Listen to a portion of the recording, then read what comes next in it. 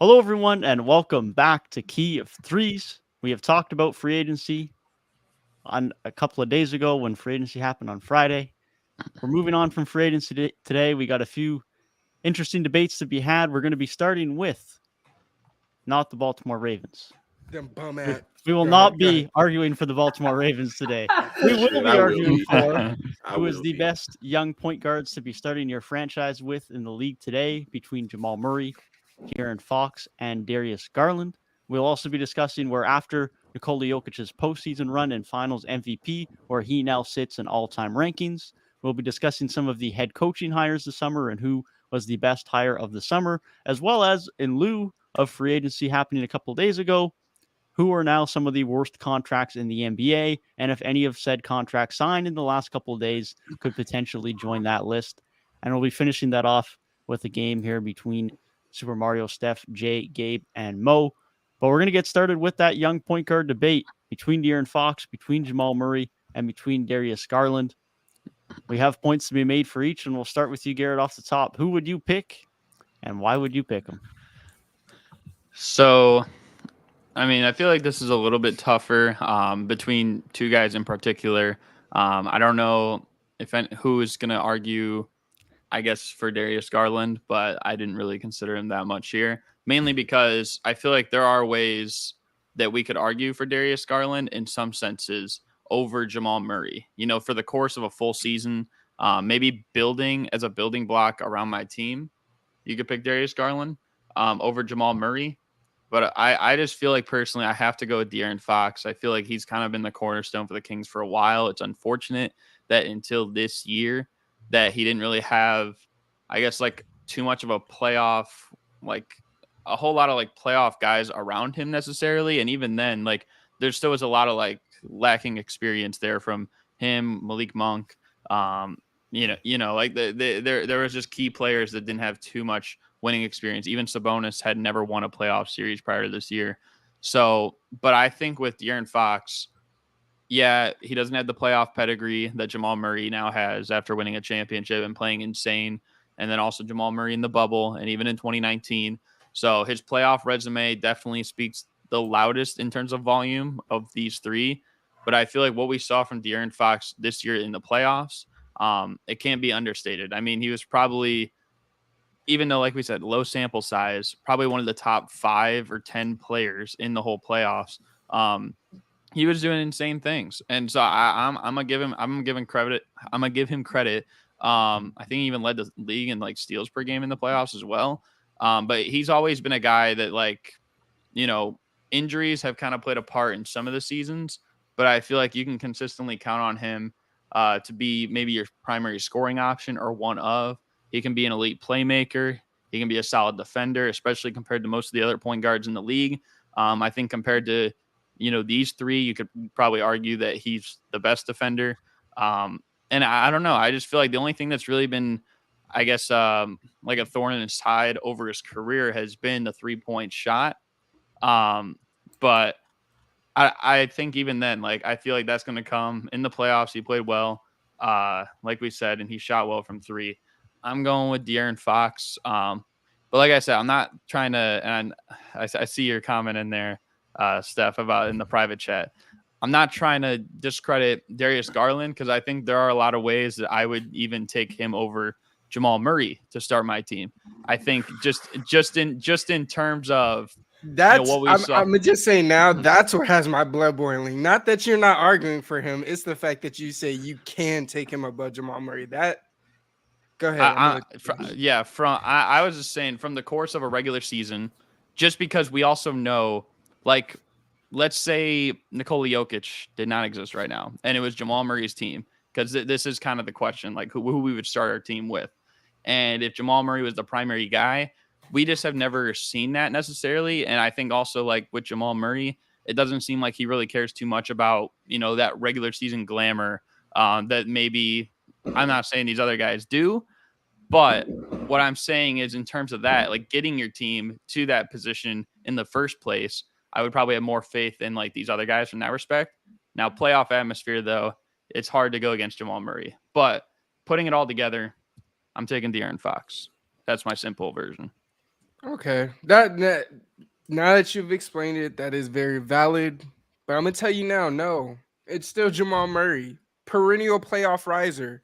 Though, like you said, that was a great point where you said you don't know if he could be the number one on the best team. Like you said, say Jokic is gone, whatever. That's fine. However, the way I feel, and I think you would feel this way too. The years that I won't say the years, but Kawhi is one of your favorite players, and he's a guy that doesn't seem to be too enamored with the regular season play. Now, he is a great player in general, puts up great numbers during the regular season, all that. I don't want to say that's not the case. However, when it comes to playoff time, you say it yourself. You've exposed it to me because I was more, I guess I'd say, less privy to it than you were. Kawhi is a generational playoff performer. So when it comes to that, I feel like that boosts you up so much more because of the fact that that's where teams are focusing in on your schemes, everything you're doing when it comes to your sets and the other sets that you're help facilitating. They're focused and honed in on that more. So for me, Jamal Murray has shown that when basketball is basketball, like at its truest form, which I think that's what playoff basketball is. I think it's at in terms of the whole season, I feel like it's at its most truest form during that time. Jamal Murray has showed us more than once that he's that dude, and that not necessarily that he could lead you there, but he could be a guy that the next draft coming or whatever, however you make it work, you bring a number one or number two to be ahead with him, and they start leading the pack, leading the way to get to where they need to go. Now, Fox, it's hard for me to argue against that boy. He's turned me into a believer this year. I was rooting for the Kings when I thought the Lakers weren't going because California team. So, but even still, De'Aaron Fox has done some amazing things this year. But when it came to that first round, he still had a great playoff performance. I can't take nothing from him, but that was his first time really in that action. That was his first time really seeing that kind of level of play. And I'm the kind of person that believing is seeing. Seeing is believing, however you want to put it. And with Jamal Murray, we've seen it multiple times. It's happened. Darius Garland, we know I'm a Darius Garland enjoyer, but it hurts to say because this is all we've seen and this is the most recent sample size, but he didn't have the best playoff performance. And like I said at the beginning of this, I'm huge on playoff basketball and how you play during that time.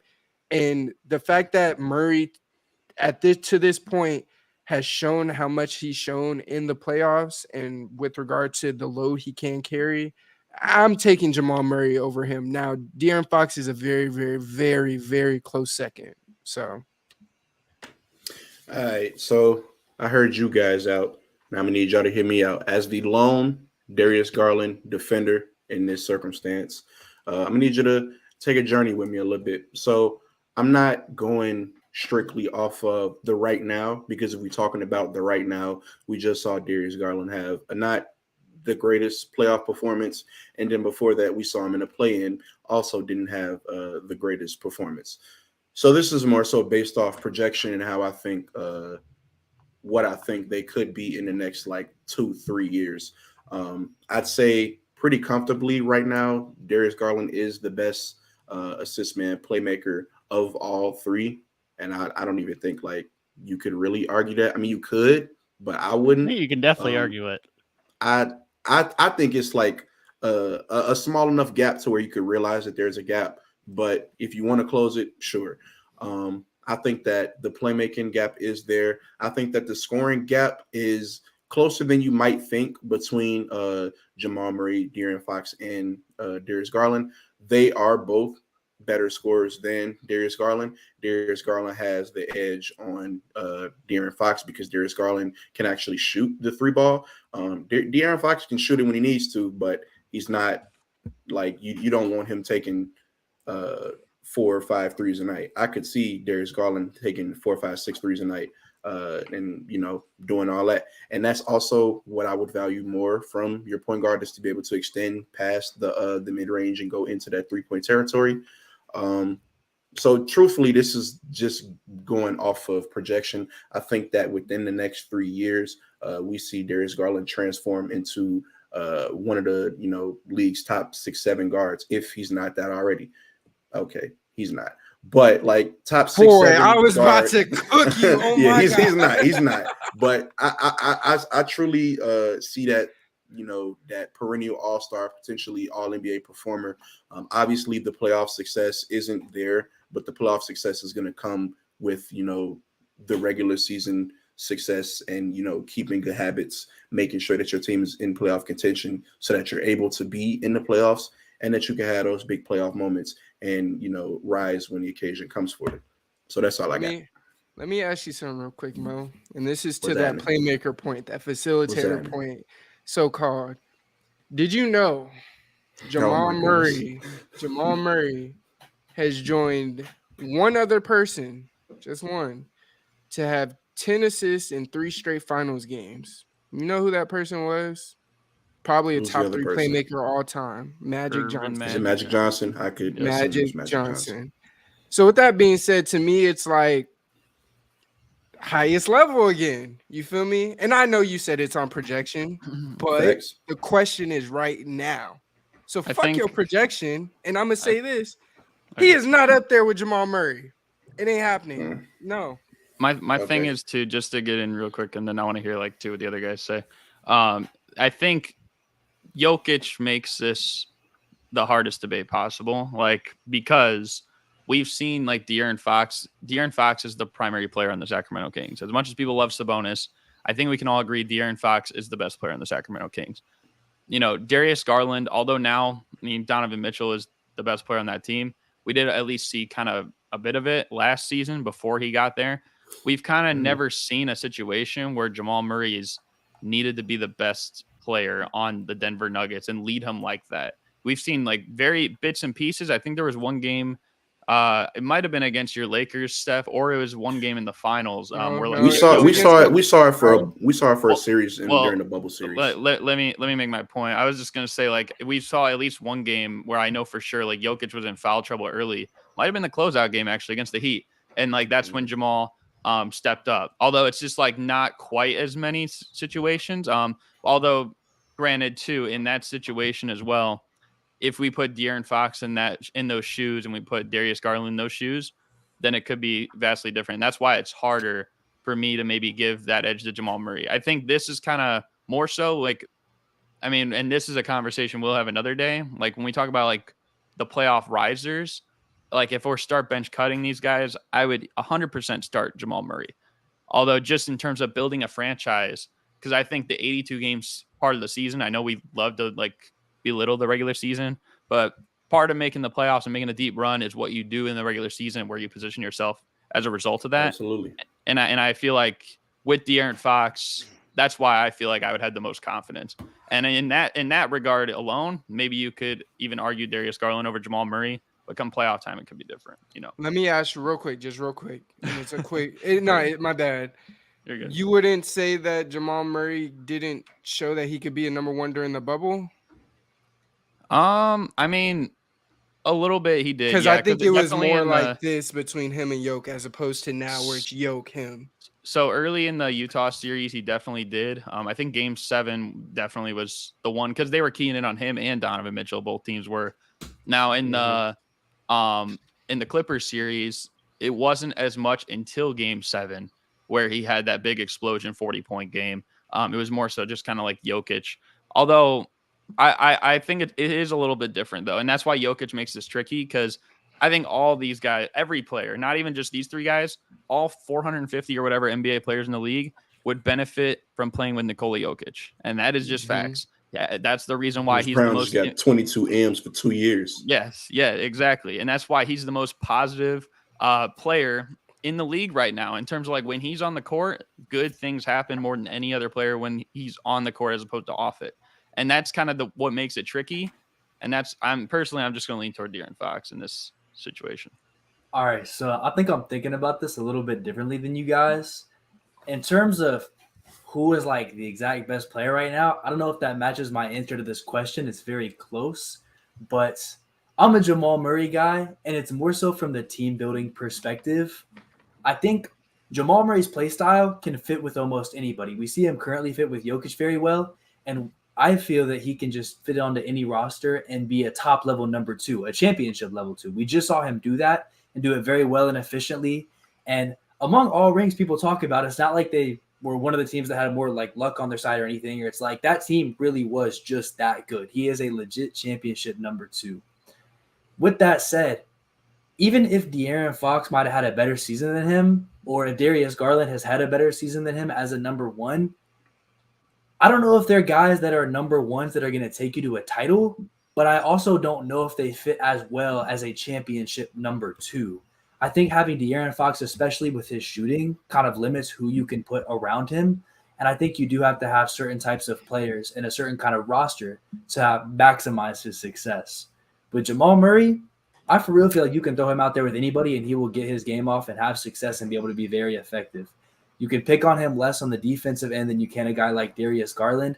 And that mixed with the playoff riser argument that kind of definitely goes over Darius Garland. But as far as what level of the playoffs, he's been farther than Fox as well. I think it makes us to just, if you're building a franchise, there's so much flexibility to what you can do with Jamal Murray, and you know he will always show up in the biggest moments. Change your thing to ball knower Gabe. Go ahead. Yeah, go ahead and change that. I pretty much respect what everything you guys said, but Gabe, you brought up a lot of good points. There's not a lot of guys on this list that can be number 1 options. And originally, I was gonna come in here and say, I'm not gonna lie, De'Aaron Fox is the best out of all 4 of these guys, but I switched my mind. I'm changing my mind. I'm rocking with New York's own Jalen Brunson, bro. Jalen Brunson can be the number 1 option on the championship level team. What? Wait.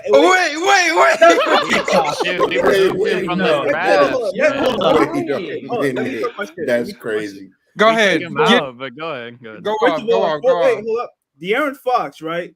I'm not going to lie to you. You look at the numbers, Malik Monk took a lot of pressure off his shoulders in that fourth quarter, in the playoffs especially. They split 7 points per game in fourth quarter scoring. If you look at Jamal Murray, Nikola Jokic is your offense. You don't have to have any pressure when it comes to trying to create any type of offense, any type of scoring. Nikola Jokic does that. He creates opportunities not only for you, but the entire team. That's why Nikola Jokic is so special. Yes, Jamal Murray is a phenomenal second option, but that's all he will ever be, is a second option. And Darius Garland, it took you until game 4, the second half of that Knicks series, for Donovan Mitchell to be like, yo, Darius Garland, I need you to go get me a bucket. We about to get blown out this is our arena. Go do something. That's when Darius Garland finally reached that level that Jalen Brunson is at, that De'Aaron Fox just reached, is that Jamal Murray in the playoffs is at. Darius Garland is still a little brother to me. He's not there yet. But like my thing is Knicks too, fans like, saying and that, what by the way. and what you were saying. My thing with you though, Hey, don't hate. You kind of mentioned it, Gabe, and like just to bring that up again, like, and I know I mentioned like Jokic makes this tricky, but at the same time too, like, yes, we don't know for sure if De'Aaron Fox and Darius Garland can be a number 2 on a championship team because they don't have a championship yet, or maybe never will. However, I don't think it. Definitely, De'Aaron Fox has never had a player alongside him like Nikola Jokic, and neither is Darius Garland. Stop. Come on. You didn't even believe it. You were laughing before I even called.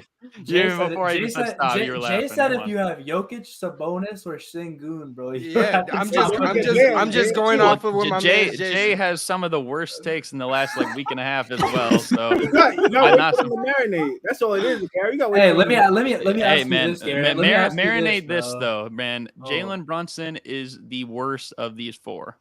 Marinate that. No. Yeah, I don't even believe that. I don't know what else. Garrett, I gotta ask you though. You're saying like it's tricky because of Jokic, and you're asking this question of like, but what if they play with a player that good? Bro, why would you even ask the question if you already know? I already know that Jamal Murray can be a championship number 2. Why am I asking like, could De'Aaron Fox, or like, why would I take a question mark versus a known commodity? My answer to that, though, is that we're talking about who we are. When I'm perceiving this question, I'm thinking about who we are building the team around. And you even said yourself about Jamal Murray, like he can fit in any system. And I agree with you. He can fit in probably every single team in the league. However, the team, when I think of who it's built around, I'm thinking about who is the focal point. And the Nuggets are built for Nikola Jokic. That is the simple facts. They are not built for Jamal Murray, even though he fits alongside perfectly with Nikola Jokic. I think if you're looking at the Kings, they're more so focused on how can we build around De'Aaron Fox. And that's been their point of emphasis a long time. The Cavs are kind of tricky because it's like you just added Mitchell last year, but that's the way I see it. And so even though, yeah, if that was the case and we're talking about who can fit alongside maybe someone who is the main building block, then definitely like then I think it's definitely open to interpretation that any of these guys could be a number 2 potentially in the right system. We've only seen it from Jamal Murray, of course, but I think at least from De'Aaron Fox, it's hard to say that because he's always been the building block. You know, Jamal Murray is kind of the first piece, the first primary piece alongside Jokic ever since like 2017, like when they lost Gallo or something. I think we're heavily underrating Jamal Murray without Jokic and what he does when Jokic isn't on the floor. Because first of all, when we go back, because I remember you said he didn't really do much in the Clippers. Bro was scoring about 20 a game. There was only one game where he had like 14. Well, no. That's not what I said. I said I didn't think he was playing like number 1 option until game 7, like for the most part. I didn't say he was playing bad or anything like that. But even still, it's like you're not number 1 option, but you're going 27-6, 26-7, 18-7. Like these are things. These are stat lines, and obviously, I'm not trying to box score watch, but these are things where it shows like he's still getting that same type of burn, and even without Jokic in the few sample size that it is, I think it's 23 games or so. He still has virtually the same statistics. Now, of course, in the playoffs, he hasn't been without Jokic, so we can't see what that's like. But with regard to the playoffs, they're virtually the same, and he's been virtually the same player without Jokic as well. So it's hard for me to buy into this. Well, he has Jokic, so X, Y, and Z, because he's virtually been him. And to Gabe's point, he's the most fundamental 3-level scorer, and he's been that essentially since he came into the league. He didn't have to develop it or anything like that. With De'Aaron, you got to go through those years of development where he wasn't a great scorer. He was pretty much, I burn you with my speed, get to the cup, hit my mid-range here and there. Now, like what we saw in the playoffs, he was very meticulous, very, very meticulous. One thing that I loved that I could tell was heavy in his bag was his drive to the basket, stop on a dime, quick floater over you. Like he was getting, I saw him get to that like money. 4 times in a row. That yeah, shit was like money. 4 or 5 times in a row against Golden State. Like it was crazy. But my overall point is Murray is so well-rounded, and we're more so speaking on the offensive end, that when you throw him in without a Jokic, I don't see it changing too much. Like, though they I'm not going to say they're not going to be that championship team without Jokic. But like Gabe said, we're bringing this player in as a team builder. If we can bring in a guy, maybe not Jokic, but another wing guy that has that superstar talent that's slightly better than Jamal Murray and is really that head honcho type of dude, I think it can still work. And I think Jamal Murray he'd still at least get 1 ring at some point, the same way he did now. And that's not to say anybody can replace Jokic, and that's not to say Jokic isn't who he is, but Jamal Murray is just so well-rounded everywhere that you can, once you're building a team and you have that one piece that can do everything, he's the extension of the coach, I think the rest of your job is easy. Like, go look at Boston right now. We've talked about them. Huh? Let me ask you a question though. Tell me now, isn't the defense more locked in on Jokic rather than Jamal Murray when it comes to that? I don't know about that, but in some of the playoff series, I don't think it was. Then fourth quarter, they were throwing everything at Jamal Murray, and he was still making it. That's a fact too. Yeah, it is, but that pretty much what Gabe said. But I was also gonna say, the few times that they were able to stop them, what did he do? He cooked. Like Gabe said, he did it in game 7, but Gabe was right, or Garrett was right also. He did it against the Lakers too. There was a stretch in game 3 and 4. It was both of those games where we kind of had Jokic kind of calm down. They're not getting the plays they were getting, and we started to make a run. Once we Jamal got Murray was shutting 2 that shots shit in a down. row, Jamal Murray hit a 3. We hit a shot, but it was like a 2-pointer. Jamal Murray came back, hit another 3. They got it still. He hits another shot. Like it still is a case of we've seen, especially this playoff run, where teams are honed in on Jokic, double teaming him on the catch, double teaming him in the post, whatever. Jamal Murray gets his regardless. And what I was going to finish saying real quick, just to finish this out, I was going to say, look at Boston right now. We've talked about them as a favorite in the East the past 2 or 3 years or so. What are they missing? What do they need? A playmaker. But when it comes to that playmaker, that guard playmaker, we're not talking about just a guy that's Rondo, for example. We're talking about a guy that can play make, and if they need him to, go get a bucket. Because Marcus Smart, he fell in love with that 3 ball, and that was primarily why we were saying they need a pass first, a primary playmaker, because he fell in love with shooting the ball as if he was Jaylen Brown next to Jason Tatum. So it's like, I put Jamal Murray there, we're a champ, bro. We might win 4 in a row. I ain't gonna lie to you. That's not even That a would- terrible that take. would They be really might win disgusting. 4 in a row, bro. I'm not gonna say 4 in a row because 4 in a row is very, very. It's hard. difficult. It's hard. But, bro, they might go at least back to back. It's I literally just never happened. my Has it? I guess my No. room. Do No, whatever 4 in a Celtics do- row has when the the Celtics won 8. Celtics with Bill Russell. Okay, but so that shit that that was shit don't that count was then. back in that was back in It like, count, but that shit don't count. that was in black and white. But my kind of just Segregation era main ball. thing is, I think if you go by the argument of like this guy is the foundational piece, there's fireworks going off because I'm cooking. Bro, right I didn't now. know they were that close. No, When there's you said fireworks they going were off going right to now, be. but I'm cooking right now. Go ahead, But go listen, ahead, bro. my biggest thing is just if we're talking about who are we going to bring in to be the foundational piece on a championship level team, I don't want really none of them to be my number one guy because I don't think any of these guys are number one guys on championship teams. So if it's just like this guy's going to be the guy, I think this is a pointless argument because the ceiling with one of these guys is the number one guy, I think is a little bit more limited. So that kind of put me at the place where I am thinking, okay, who's going to be my best number 2 on a championship team? And that's going to land me on Jamal Murray every single time.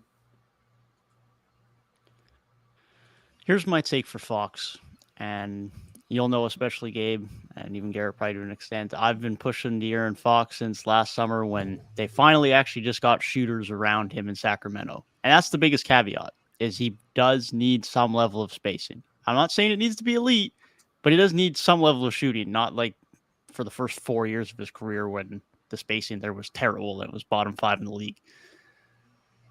The biggest thing for me is I've seen now that he can be that number one guy on a very good regular season team, can be a guy who is your guy down the stretch. Obviously doesn't have a big postseason resume yet, but we saw time and time and time again last year, late in games, fourth quarter, end of shot clock.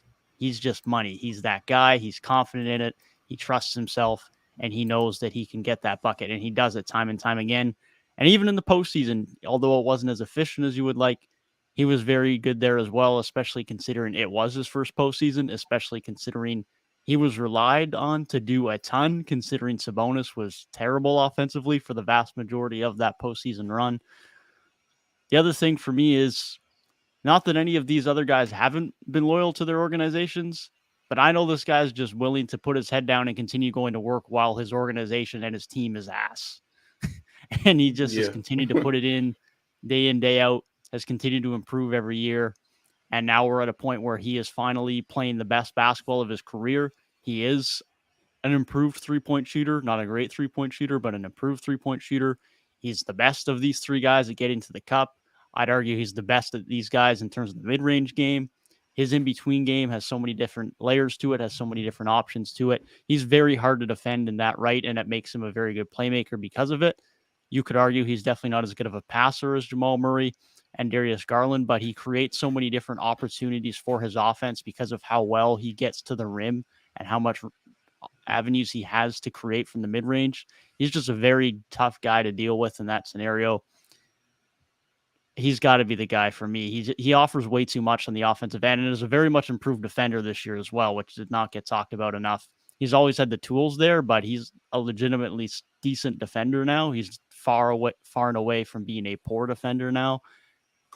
Darius Garland especially worries me on that end. Jamal Murray can have his moments, but especially compared to Garland, I'm taking Fox on the defensive end 10 times out of 10 over Garland.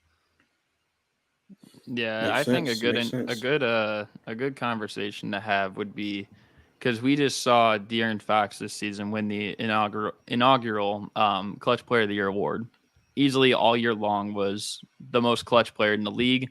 And then like we see through the playoffs, at times it felt like Jamal Murray had to be the closer, like when teams would pay more attention to Jokic or like they'd throw different defensive assignments on Jokic, Jamal Murray had to step up, and most of the time he pretty much did, especially like game 2 against the Lakers. So like, I wonder, Steph's not here, but we can get his point after this. Like, just last thing real quick. Who would you take in the clutch, De'Aaron Fox or Jamal Murray? Hey, let me get Jamal Murray because I've seen De'Aaron Fox do it with the game on the line, but I've seen Jamal Murray do it with the season on the line. I was also going to say, give me Jamal Murray. He got the playoff clutch moments alone, I think, surpassed what De'Aaron Fox was doing in the regular season, because one weighs heavier than the other. Obviously, the playoffs matter more, and the fact that we just saw it from an all-time playoff run from this Denver Nuggets team, and like we saw it happen in the finals. So it don't really get bigger than that, unless it was like a game 7. But yeah, I got Jamal Murray on that. Jalen Brunson.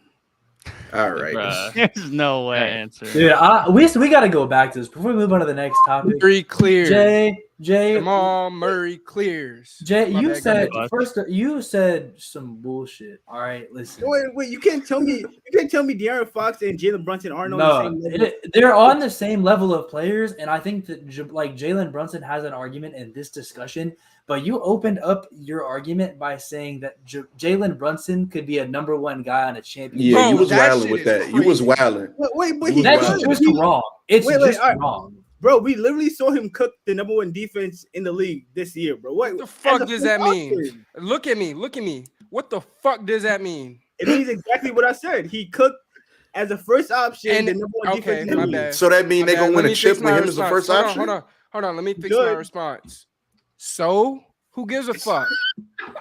We're not talking hoops then. I guess we're not talking hoops, bro. No, we are talking who's, but I'm Yeah. saying like that point it's like null and void, because it's like I can if you give me time, I could give you a gang of niggas that have cooked the #1 defense, bro. Like there is like 5 or 6 players on earth that can be the #1 option on the championship team. That's like, bro. That's like saying, what's his name?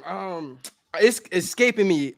Dude, TJ Warren. That's like saying TJ Warren could be the best scorer in the league because of his bubble. Hey, No way. shit. Next topic. Bubble Nah, TJ Jalen was on his Brunson own. is that, bro. No. TJ I'm Warren not was on saying. one. Hold on. Listen. Let me hear me TJ out. Warren is wild. I'm not saying they're on the same level. What I'm saying is you telling me he cooked the #1 defense is like that. Every dog has their day. So like the same way we know TJ Warren, like he was cooking in the bubble, but that like we know he's an NBA player, so he has those moments, he has those time to shine. He hasn't done it since, but it's the same idea in the sense that no, it's not, bro. No, yes, it is, bro. You're giving me a one-off. You're giving me a one-off and trying to sell it to me as something that is continuous and that's going to continually happen. Same way with TJ Warren. That was a one-off. When has he done it since? We saw it last year in the beginning with Luka. With Luka, is that what you're talking about? Before Luka, Jalen Brunson put up 24, 41, and 20. He's talking about the games Luka missed in the playoffs in that first round. Like, come on, bro. But how was that that a championship championship team though? But that's not a championship team. But that's either against way, a good. they're not a That's against a championship good team. Utah Jazz squad. Who they lost to, who never won a chip, meaning they're not a champ. That's not a championship, bro. What are we doing? How many players can be a #1 on a championship team to you? What did you say? Say it That's a again. great How many question. The players- whole league, if Jalen Brunson could be How a many #1 on the players can be championship a team. #1 option on a championship team? Because to That's a me, great you question. have to have like Jokic, Giannis, like Kawhi, LeBron, like a player like that kind of level.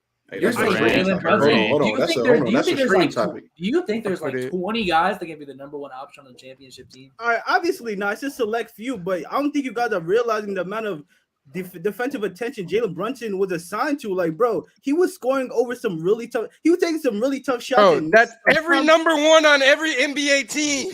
No, it's Can not. we- No, it's Can not. we just agree? No, it's not. Bro.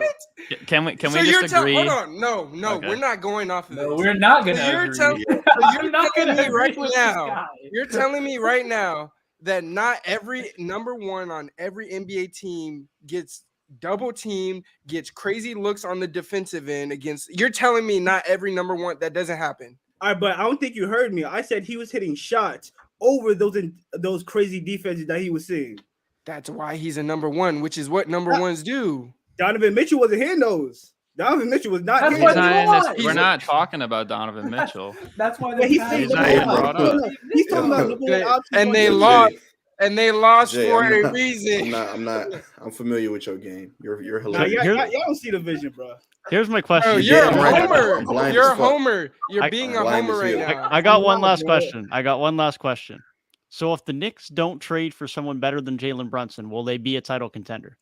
If they don't, probably not. Well, then how There's is your Brunson the answer. number There's one? your answer. We can Hey, agree yo. that De'Aaron Get him outta Fox was here. the best depends on clutch the- player in the regular season, and Jamal Murray was the best clutch player in the playoffs, and We're Jalen not on Brunson that should no not even more. be talked. Yeah, We not Jalen on Brunson that. should not even be talked. Get him outta Listen, here. no, But that wait, was the I'ma be that was the real. original question, and No, then all I'ma of a be sudden real, Jay we're on bringing a up new Jalen topic. Brunson for no reason. We're on a Top new topic five. now. We're on a Top new Well, topic. I'm not gonna lie everyone cut to me you. off for 10 minutes, but whatever. Jay, Go ahead. Jay just threw us on a whole Yeah, tangent. Garrett, I'm with some- sorry with that I some cut you bullshit. off. My bad, But this Garrett. tomfoolery right here needed addressing. Yeah. My Yeah, bad. let's- My let's bad. just- Garrett. let's- You just let's pointed just at me, move. by the way, Gabe. No. I think he pointed the right way because it'd be mirrored when we stream it. Well, Nah, he it pointed looked at like. Steph Either Curry. way, he Yeah. pointed both ways, so he good. Well, And all I'm yeah. gonna say is, all the Jamal down there. Murray pro people, I'm really interested to see what you think about this next topic. Facts, This is facts, true. facts. We do got more Denver Nuggets discussions to have after Jokic has got 2 MVPs in his belt, and now most recently has his Finals MVP under his belt. We're going to discuss where Jokic falls in all-time discussions and all-time rankings. All-time center rankings and discussions might be for another day, but all-time rankings today is where we'll start. And our boy Mo said that he wanted to cook here, so let's let him cook. Yo, so this is something that obviously we all gonna give thoughts to. We just witnessed a pretty historic playoff run, one of the greatest I've ever seen with my own 2 eyes. So where does he fall in all-time talks? Now, if you remember, Giannis was NBA 75. Giannis and Jokic have, like, I'd say damn near identical resumes. Obviously not fully identical. I think Giannis has an MIP. Jokic don't have that. Giannis got DPOI awards, first team all defense. That's not, you know what I'm saying, what I'm talking about. As far as hardware, though, the MVPs, the finals MVP, the ring, the first team all NBAs, the first team all NBAs especially, the all NBA selections in general, the regular season success. I think that, let's say next season, let's say NBA 75, the NBA was founded 3 years later. If NBA, the 75th anniversary season was next year or 2 years down the line, Jokic would be on that NBA 75. And the only reason he wasn't last time was, unfortunately, he didn't have a ring before then. Like Jokic's resume now added onto that NBA 75. You can take a few players off for Jokic right now. So where do I have Jokic all time? Well, I have him one spot below Giannis. And I say that, and I say this, take this with a grain of salt, but like this is something that I think we're gonna get, because it's too perfect for it not to happen. And I'm gonna go full screen for this. So hear me out. How do I put myself in full Got screen? you. All right.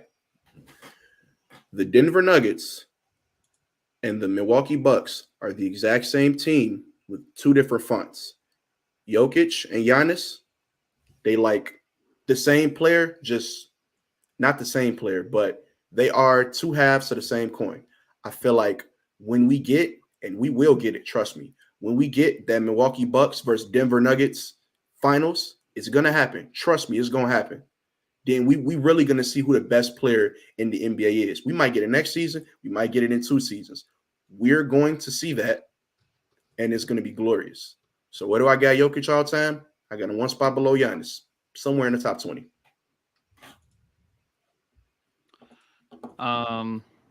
Okay. I was gonna ask if you wanted to move that. Okay, so for me, I will preface first of all that probably of everyone in the group, I give the most respect to the older players, and so hear me out. I mean, I don't know for sure about Mo because I don't know if we ever had a discussion about this, and I think Devin at least respects them, but I know these guys on the bottom here do not respect the elders the same way that I do. So I'm gonna say right now, and I will tell you like where I rank him among centers. I was trying to think about this because, I know we talked not too long ago about it, and I know a lot of people were surprised. Still probably will be surprised, but I think the exact spot that I was looking through my list where I would put him is probably 26. That might seem kind of low or like poor or whatever. Like low isn't bad, I suppose. But I think 26 is where I got him, just outside the top 25. I think in terms of centers, I have him 7th, which might seem a little bit low based on that, just because 25. You think maybe like 5 centers are ahead of him. But it's I think too early for me to put him above Kareem. It's too early for me to put him above Shaq, above Wilt. Even though we got some a specific Wilt hater in here who I know. Yep, there he is. I don't know if I'd put him over Hakeem, even over Bill Russell yet. And the one that I know a lot of people question sometimes, I just think that when you put his whole career in the package and Jokic's career is still young, still fresh, I think it's a little bit of a ways to go. I think eventually he will definitely pass this player, but not yet. But it's Moses Malone. I don't know if I would put him above Moses Malone quite yet. So 7th as centers, probably 26 all time. But like you said, Mo, I think I agree with you that I think he is close-ish to Giannis, but I would still put Giannis a little bit better ranking than him too. Yeah, I pretty much agree with you guys. I would say he's I would have Nikola Jokic top 30. One of the rare players that won back-to-back MVPs. Now he has a ring to match. Not to mention he averaged a triple-double this year, right? It was like barely under a triple-double. I think he had like 9.5 assists on the season. Yeah, well, nonetheless, damn near average a triple-double. Being a big, I mean, that's impressive. Only Russell Westbrook, Oscar Robertson, and almost Nikola Jokic has done it. And I'm not going to lie, I could see him peaking higher than Giannis, to be honest, just because of his skill set. I think Jokic is the type of player that's going to have a very long career. And, yeah, I would say top 30 for me. Yeah, I didn't think that was a bad take at all. I think he just has so much room to grow still, considering this was kind of the start of their championship window. Like, they've had this talent for a couple of years, but this was really the first full year of having everybody healthy. So this was really the first time they got to make a real run at the title, and they got it done. So him and this team have a lot more left in him. So I can't really place him yet. The only players who I can really be confident on, like around where I have them all time as of now, would be like LeBron, Steph, KD, kind of guys who have already really proved everything. And well, they could get a little bit more done because all of them are on relatively good to great teams right now. Pretty set on where they're at, especially if you're a person that has LeBron at 1. He can't really go up anywhere, Even if the Lakers got another ring, what's he going to do? Go from 1 to still 1? It's like, it is what it is. But top 30 right now, I think it makes sense because I think he's a guy that could definitely finish top 20 by the time it's all said and done. It's just there's still a lot of time to go. Whoever finishes higher between like him, Giannis, I don't know. It is really close right now. I'd probably go Giannis by a hair just because the accolades are a little bit more there. He's been around just a little bit longer, but it's very close. Like Mo said, they're kind of two sides of the same coin. So they're both kind of battling to be the next players to break into that top 20, I think. I'm not going to lie to you. I got him top 25, but I got him top 5 as a big all time. And he's pretty close to entering top 3. I'm not gonna lie to you. Jokic is revolutionizing the big. That's kind of crazy. It's not. He's revolutionizing the big position as we know it. We're already seeing some of the younger next generation players, as Jay said in one of his TikToks. Alfie, I don't know about Sabonis. That one's kind of it's Don't forget close, but Bam. not quite, Don't huh? forget Bam too. And Bam can guard 1 through 5. It's so crazy. But anyway, he couldn't guard Jokic. Like that's insane to think about. The two best big defenders in the league couldn't do it, and two of the best big defenders all time, they couldn't do it. Jokic surpassed them while playing very good. I won't say very good. I'll say good, maybe above average defense.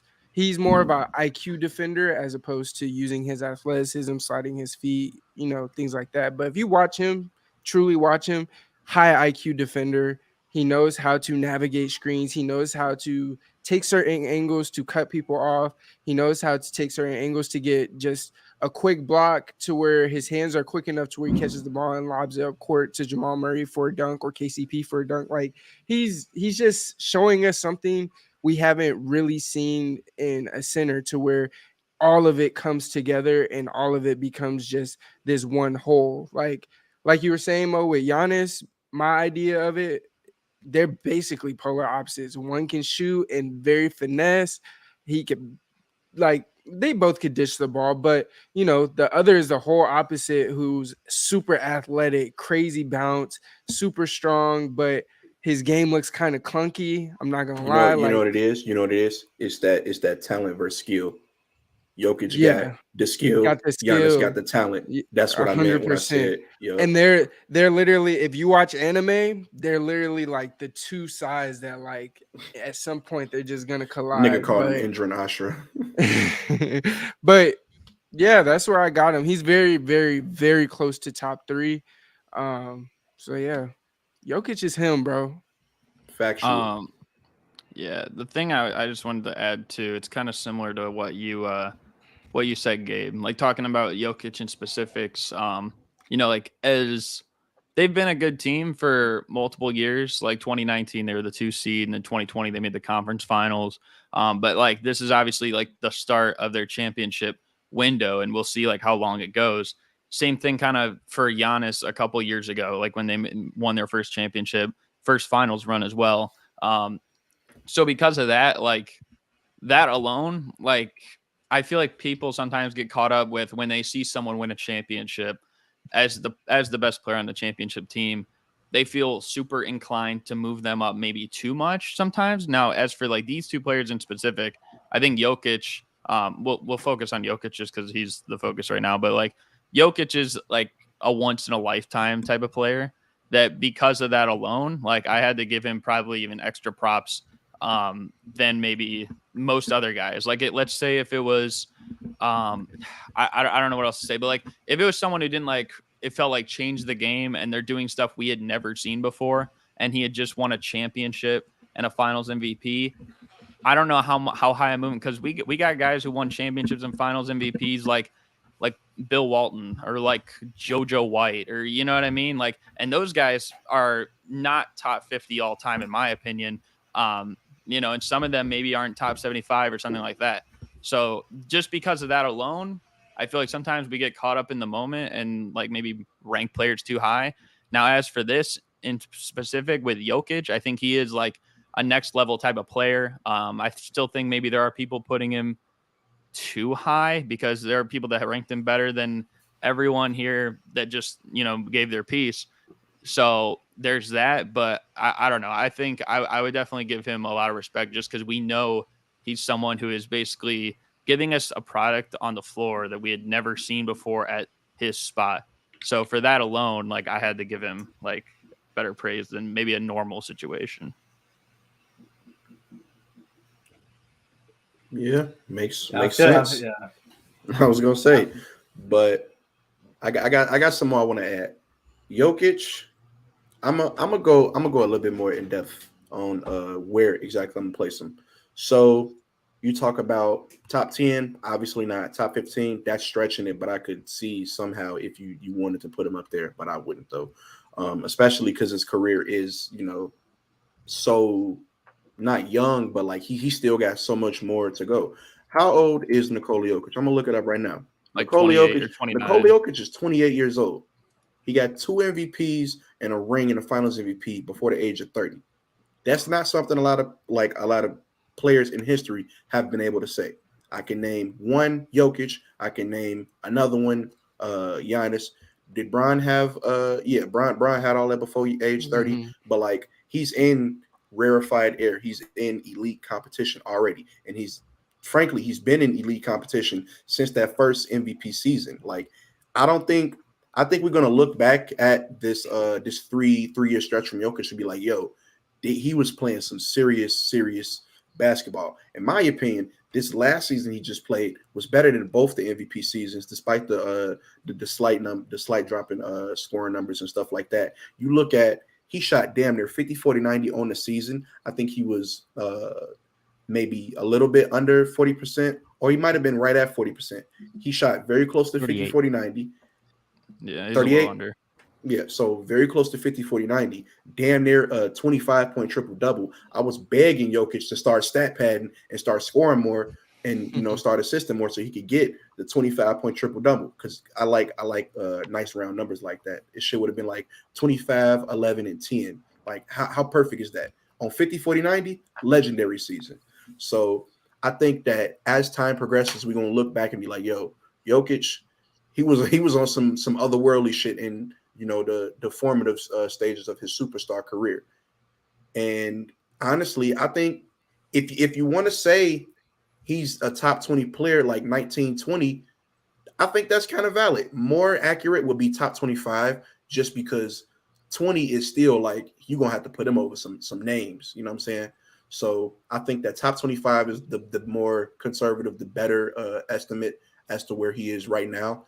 A shame that he's not on NBA 75, but he didn't have that ring before the 75th anniversary. If he did, for sure would have been on there. But yeah, top 20, top 25, 20, 25 in that range. All right, so you said I think we hear a lot of top 25, top 30. I gotta rewind, and it's something that Steph said. You said you got him as a top 5 big, but a top 25-ish player. And you said room to jump to top 3. So I need to know what's the rest of that top 5, and who is he about to jump over to go from 5 to 3? And also, before you answer, do you mean top 5 bigs, just centers, or including power forward centers? Just centers. He couldn't be talking about I wasn't talking about power forward. Okay. That would have been insane. All right, go ahead. That would have been crazy. But over him right now, in terms of bigs, I have Shaq, Kareem, Hakeem. Because he's probably at 5 right now. And then 4, I bounce back and forth between Will and Moses, but I'm gonna give it to Will, and then I go 5 Jokic. What, so Bill Russell? You got him over Bill? Yeah, I don't. Come on, bro. Honestly, hey, I'm not gonna lie. He had to get dressed in another locker room. Come on, bro. But you said Bill Russell. Come on, man. But then you have Will up there. They're the same era. I don't care. I don't care. Will is a 7-foot giant that I could pick and pluck into this era, and I know for a fact he'd work just fine. Just fine. Whereas Bill Russell, he's undersized. He's more of what a small LeBron size, literally. Can I just ask you? Is he taller than Bam Adebayo? No, I think he's 6'8". Who? So he's Bill Russell. He's Bill like Russell's 6'8", 6'9", 6'10". But the other thing I was gonna ask you, I have a feeling. I just want to know what you think. Why do you think Wilt Chamberlain in this era would fit so well? What is it that brings him out? Well, the length, first of all, the way he.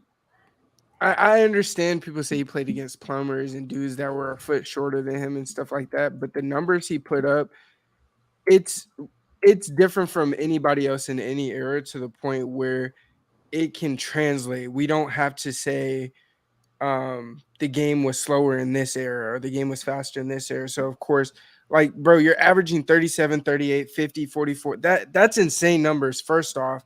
And he was still playing 80 games. Like, that's insane. So to me, that's something that I personally feel like you can't really argue with translating to the game now, because that's something I've never seen in my lifetime where someone's averaging 50 points a game. I don't care Yeah, who it's that's against. crazy. So Speaking of Because that translating, means there's games where obviously that's more than, I think that's the year he scored 100, but there's Yeah. games where he still scored more than that, where he's in the 60, 70. Like, casual that's 60-pointer, you know, bro. just So regular shit. my follow up though to that is that because okay, so I can understand that as well. I'm just thinking like if it was more so like the athletic standpoint and also like just how quick he is for a player at that position as well. Like I feel like Bill Russell does a lot of that as well, and he's an elite defender. I know he is like smaller, but I mean we even just talked about like you were even over here propping up Bam Adebayo at the same time, and he's And how kind of the same size. many BAMs are there? Bam's So elite it's, compared to you. He can guard 1 through 5. That's what I'm saying, kind of. but what I'm saying is, we see one type of BAM, that's one person. But if we grab and put Bill Russell there, there's no guarantee. With Will Russell, if I grab and drop him, I know for a fact he's going to take the league by storm. That's what I'm saying. Yeah. Well, yeah. I was just kind of confused with how if you put Wilt 4 and then Jokic and then Moses and then Bill at the highest 7 there, I don't know where. I think that's kind of like what Gabe was getting at a little bit too. Like if they're in the same era, they were high level competitors, one of the biggest rivals ever. Like I don't know if there's that big of a gap between those two in particular. Yeah, because Will didn't really like dominate Bill Russell. So if you think Wilt would dominate, That's because he was just simply like that defensively. Me personally, I would take Wilt Chamberlain, but I also feel like they're more so closer to one another than maybe like you were giving credit for. That's kind of like why I was like wondering like what you thought would separate Wilt today, and then maybe like if you didn't feel the same way about Bill Russell or something. Because if Wilt's offense fits in this era and he could like if he could defend a player like Wilt decently well, then I think he could defend current day players decently well. Yeah, but I think that the difference comes between those two. We talking about just the pure. All right, JELSON. We talk about like the pure athlete that Wilt was. That's going to translate so much more than Bill's his defensive prowess. His defensive prowess will still translate. I think he like still be one of the best defensive players in the league if he played today. Wilt, that offensive skill set plus the length that he had, plus just him being a freak of nature athletically, plus he had like a season where he averaged more minutes than was in the game, so we know he got a full gas tank. Like it's a lot that's going in Wilt's favor when you comparing Wilt to Bill. I feel like if Wilt had clearly not as many, doesn't make sense, championships, but like if he had more championships, I feel like the gap would probably be bigger for most people, because you look and say, oh, Bill was a winner. Well, yeah, Bill was a winner. His team was also loaded, and he wasn't carrying that offensive burden, because we know that offensively that wasn't his game. His game was, the defensive side of the ball. Whereas we take a look at Wilt, who was scoring the 30 to 40 to 50 points in a game, and then he struggled, to take that next level, that next jump. And then it wasn't until he started sacrificing, and being more team oriented when he started to find that success. So I think on an individual standpoint, Wilt was more skilled, and that skill is going to translate more for to today's game than Bill Russell's would. And that's where the divide comes between them. When I think of like Wilt Chamberlain's type, the kind of game and the kind of traits you're just describing, it almost reminds me of like, and hear me out, because this might sound kind of crazy at first. It almost reminds me of prime Dwight Howard. It's like super athlete, has the tools to be a great defender. And like Dwight, he was a super athlete, was a great defender.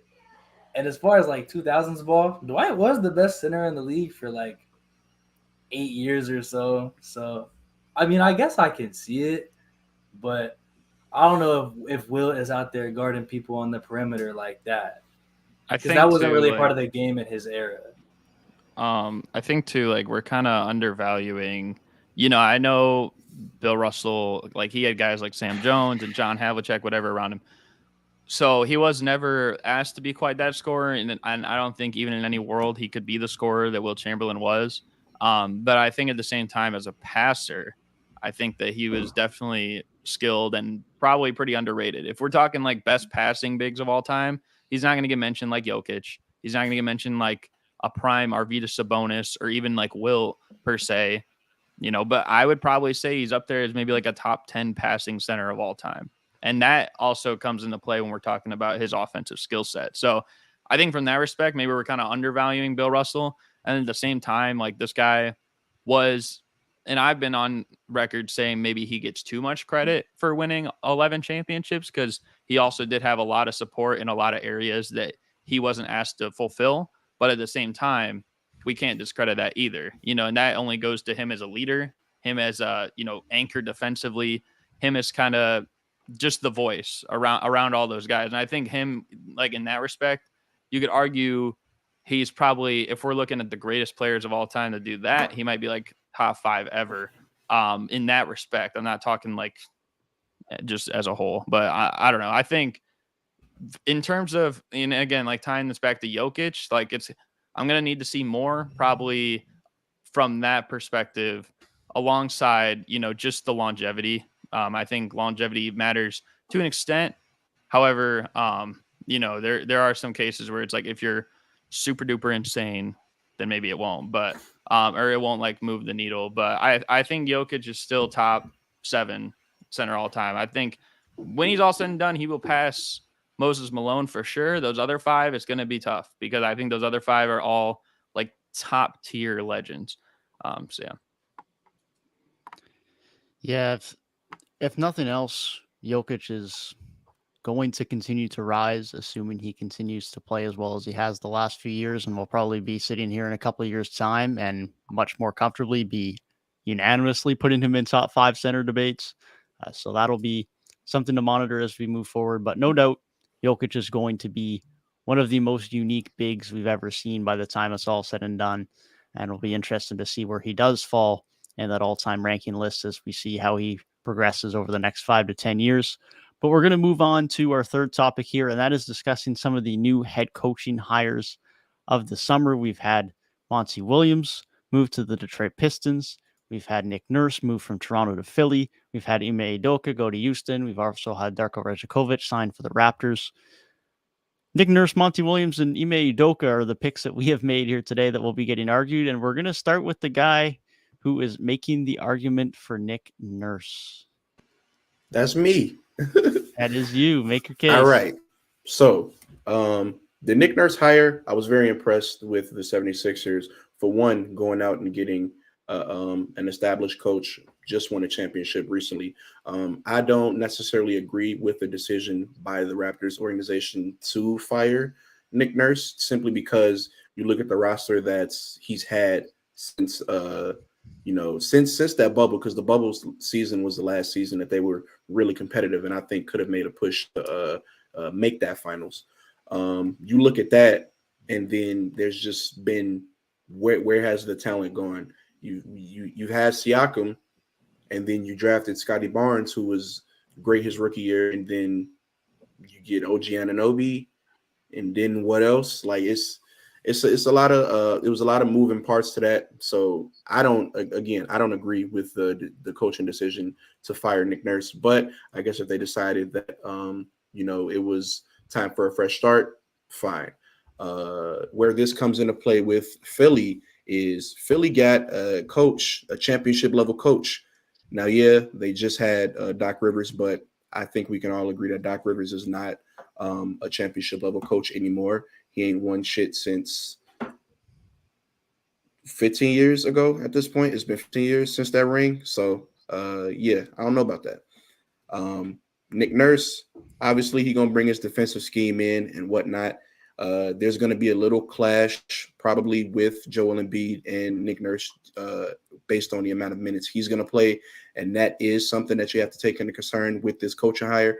But I think that it'll get figured out, relatively early in the season, and it shouldn't be too much button head on that. If not, it's probably figured out by now, because I don't think that Nick Nurse is going to go into the season, and Joel Embiid not be on the same page. So I really do like this Nick Nurse hire for the Sixers. It's unfortunate that James Harden is likely to get traded, because I would have liked to see them running back with this roster, maybe make some improvements, some tweaks, minor roster adjustments, and then see where we could go from there.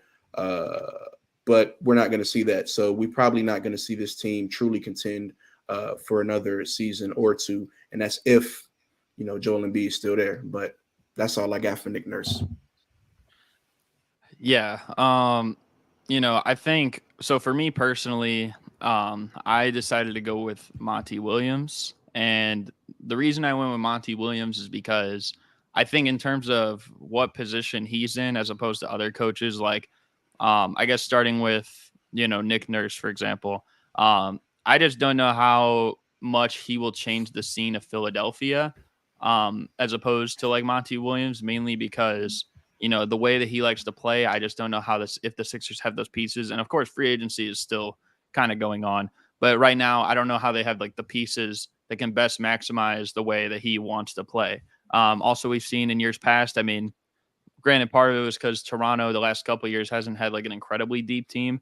But also, like, if you ask me, Philadelphia doesn't have too many like depth weapons on the team as well. So I don't know how that's going to bode well with Joel Embiid, who does have injury history. So I'm just not sure how that's going to translate over from system to system in Toronto to Philly.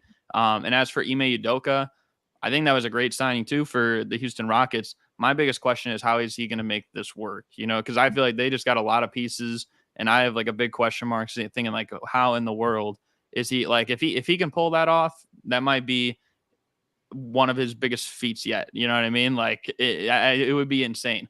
But the reason I went with Monty Williams is because I think based on what the Pistons are looking at right now, I know it is the highest contract by a coach ever, but in those situations, Monty Williams has been great at changing the culture. Think back to when he was with the Suns in 2019, 2020, and they went 8-0 in the bubble. That really jump-started their culture. Like, he got those young guys like, he basically broke them open. That led way to them the next year getting to the NBA Finals. And of course, they did add Chris Paul. That was a big part to that. But of course, with Monty Williams, I think the confidence he instills in young teams, that was huge as well. Look at when he was hired by the Hornets in 2010. The year before, they won like 37 games, missed the playoffs. Even with Chris Paul in his early days, still, you could argue part of his like prime-ish days. The next year, they win like 10 more games. And also on that first year team, they had 7 guys that were older than 30 years old. The next year, they only had 1, and I wouldn't even really count it because it was Peja Stojakovic. By the end of the year, he was on the Dallas Mavericks winning a championship, and he only played like a couple games with the Hornets that year anyways. But he turned that team around and got them back jump-started. And he kind of even did it again with the Hornets when they became the Pelicans in his last year there. Like when they broke through, they got the 8th seed with AD, Drew Holiday, and Tyreek Evans, even though they had some injuries as well. So I think in terms of a building block coach that's trying to instill confidence in his young team, I think Monty Williams is a great choice. And I think the Pistons will take leaps because of it. And I think for the long run, over the next couple of years, it's going to be huge for them. It's going to pay dividends. Again, I think all these guys are great coaches. I just don't know how. I'm skeptical to see how Nick Nurse will move the needle that much higher than what Doc Rivers could have, given what he's got to work with. And then also when we're looking at Ime Udoka, I just have so many questions about the Rockets because I don't know really what they were going through in their free agency. I don't know like what their vision is. And I don't think like they're going to be competing or anything for a championship. And I'm kind of just concerned with the playing time and who's going to get minutes among those young guys as well. So he has probably the biggest challenge, I would say, like figuring that out, Udoka. But I think Monty Williams will be the biggest. He will benefit the most of these guys in particular. And I think it'll work out, at least to see like what the Pistons are trying to get out of him. And yeah, I mean, that's why I'm picking Monty. Yeah, well, I agree with you, Garrett. I'm down with Monty Williams as well. I mean, the Pistons pretty much begged him to be their new head coach. And with Dwayne Casey as their new GM, I think they see something in Monty that Monty's clearly has on his resume, that he's a culture changer. And that's exactly what the Detroit Pistons need right now. They have all the talent in the world. All they need is someone to lead them, someone to build structure, someone to show them how to be a winning team, build a winning routine. And I think Monty Williams is that guy. Pretty much, they have a lot of young talent over there. But I was close to picking Monty Williams. It was either between Monty Williams or Ime Udoka. And I'm not gonna lie, Ime Udoka has his hands full with the Houston Rockets. With the Houston Rockets, it's different from Boston. I mean, there's a lot of personalities that he needs to handle. A lot of people will probably not going to like their newly assigned roles when he gets there and starts, you know what I'm saying, laying down the law with these young players. I like the Raptors hiring as well. The Raptors have a decent team, but I was starting to think that Nick Nurse lost the locker room. Like what he was saying really wasn't no longer resonating with the team.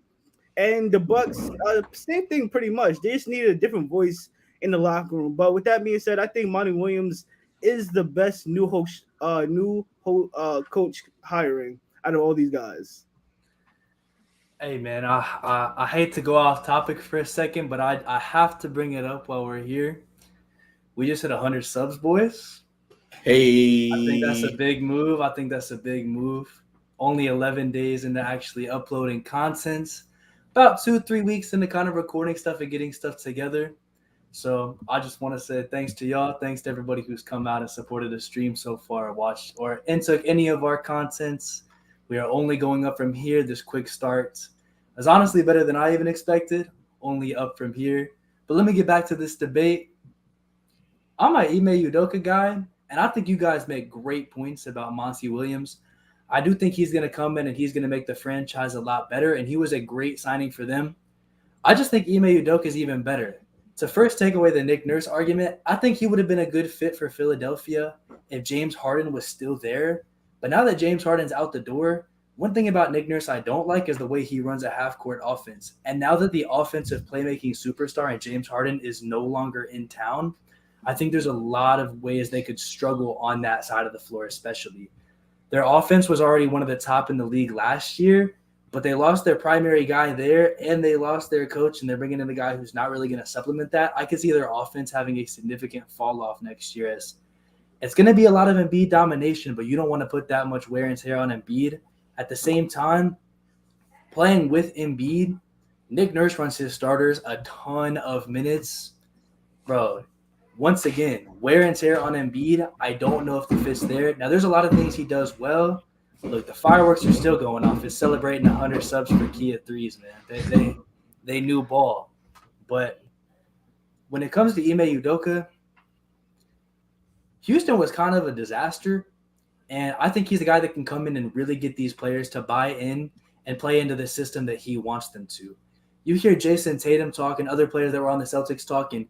They say Ime Udoka was their favorite coach to play for. He was not there for a very long time. He made a lot of impact in his short tenure, made a finals run, so he has that winning pedigree to come in and say, hey, I have this credibility, and you guys should listen to me for that reason. Well, while Monty Williams has some of that, he's had some tensions with players in the past. We know famously DeAndre Ayton and Monty Williams really had some friction there. You don't really hear a lot of that between Ime Udoka and the players that were on his roster.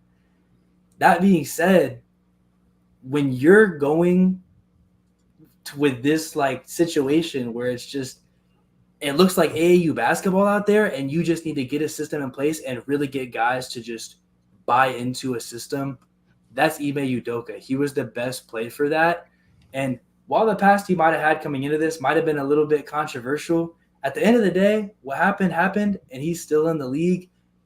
That's just kind of behind us now. Moving forward, you can feel how you want about him as a person, and that might take some of your guys' votes away from him. But when it talks about like his impact on Rockets basketball, I think you're going to see very quickly that even if they don't win a ton more games next year, the on-court product is just going to be way better.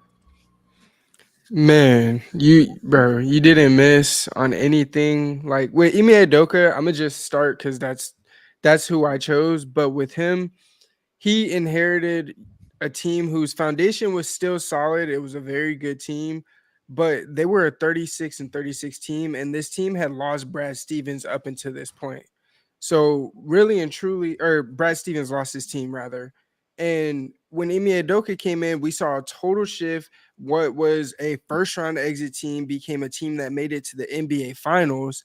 And we just saw a group of guys that bought in, specifically Marcus Smart, especially. Ime Udoka is one and only and the first coach to get him to stop shot chucking as much as he did. He still did it, but he did it within reason, I guess you would say, when they were up 15, 20 points. But regardless, he was still able to, get Marcus Smart to focus for them to be a championship team. Now that he's gone, Marcus Smart is gone, and it starts to make sense a little bit. So when he comes over to the Rockets, well, they already drafted a guy in Amen that is amazing, and I feel like him and his brother gonna be amazing pros. But there was a press conference the other day where he basically said that his job is to get the ball to Jalen Green, Alfie, and the other guys on the team. He's already bought in. Like, I think he knew Ime was gonna have him at that position going crazy, and the Rockets aren't going to be a contender the way some people are saying, because I think that's going a little bit off the ledge a little bit, but I think he will significantly improve this team, tighten up some of the basketball that's being played, to Gabe's point, and in the next 3 or 4 years, they're going to be pretty good going forward.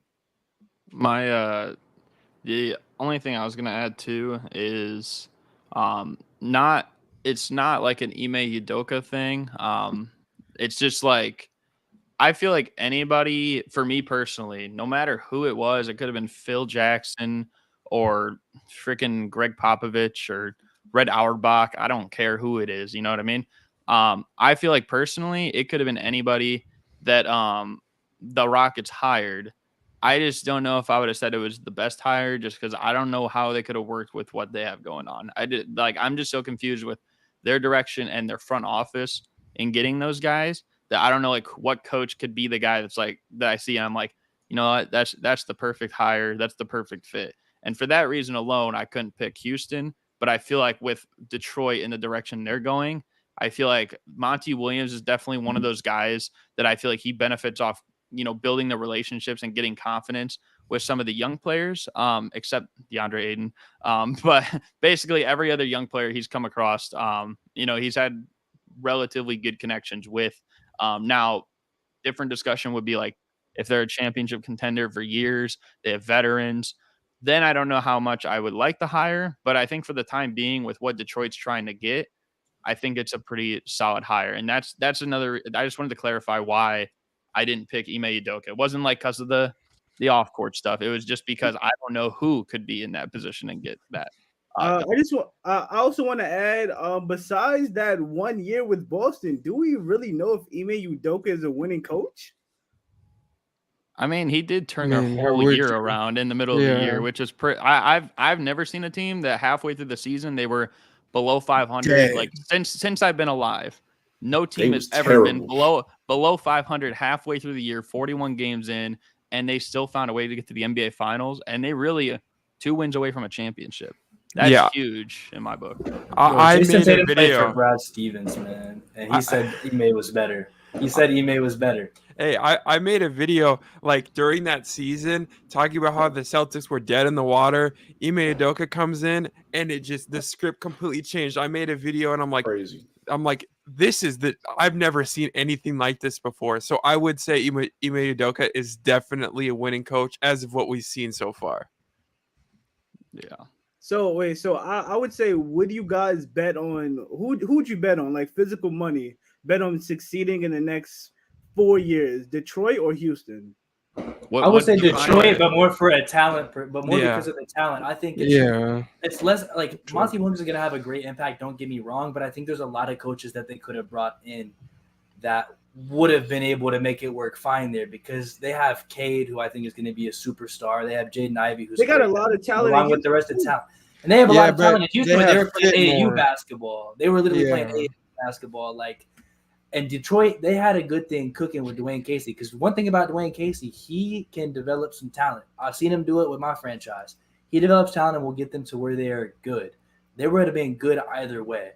I think there's a lot of times where Houston, they don't even look like they're developing talent. They just look like they're out there playing basketball, some like backyard basketball damn near. It's not we're on track to be better in 3-4 years. And so I think Ime Udoka has more of an impact regardless of who's going to be better because I still think I'm more confident in Detroit's talent panning out.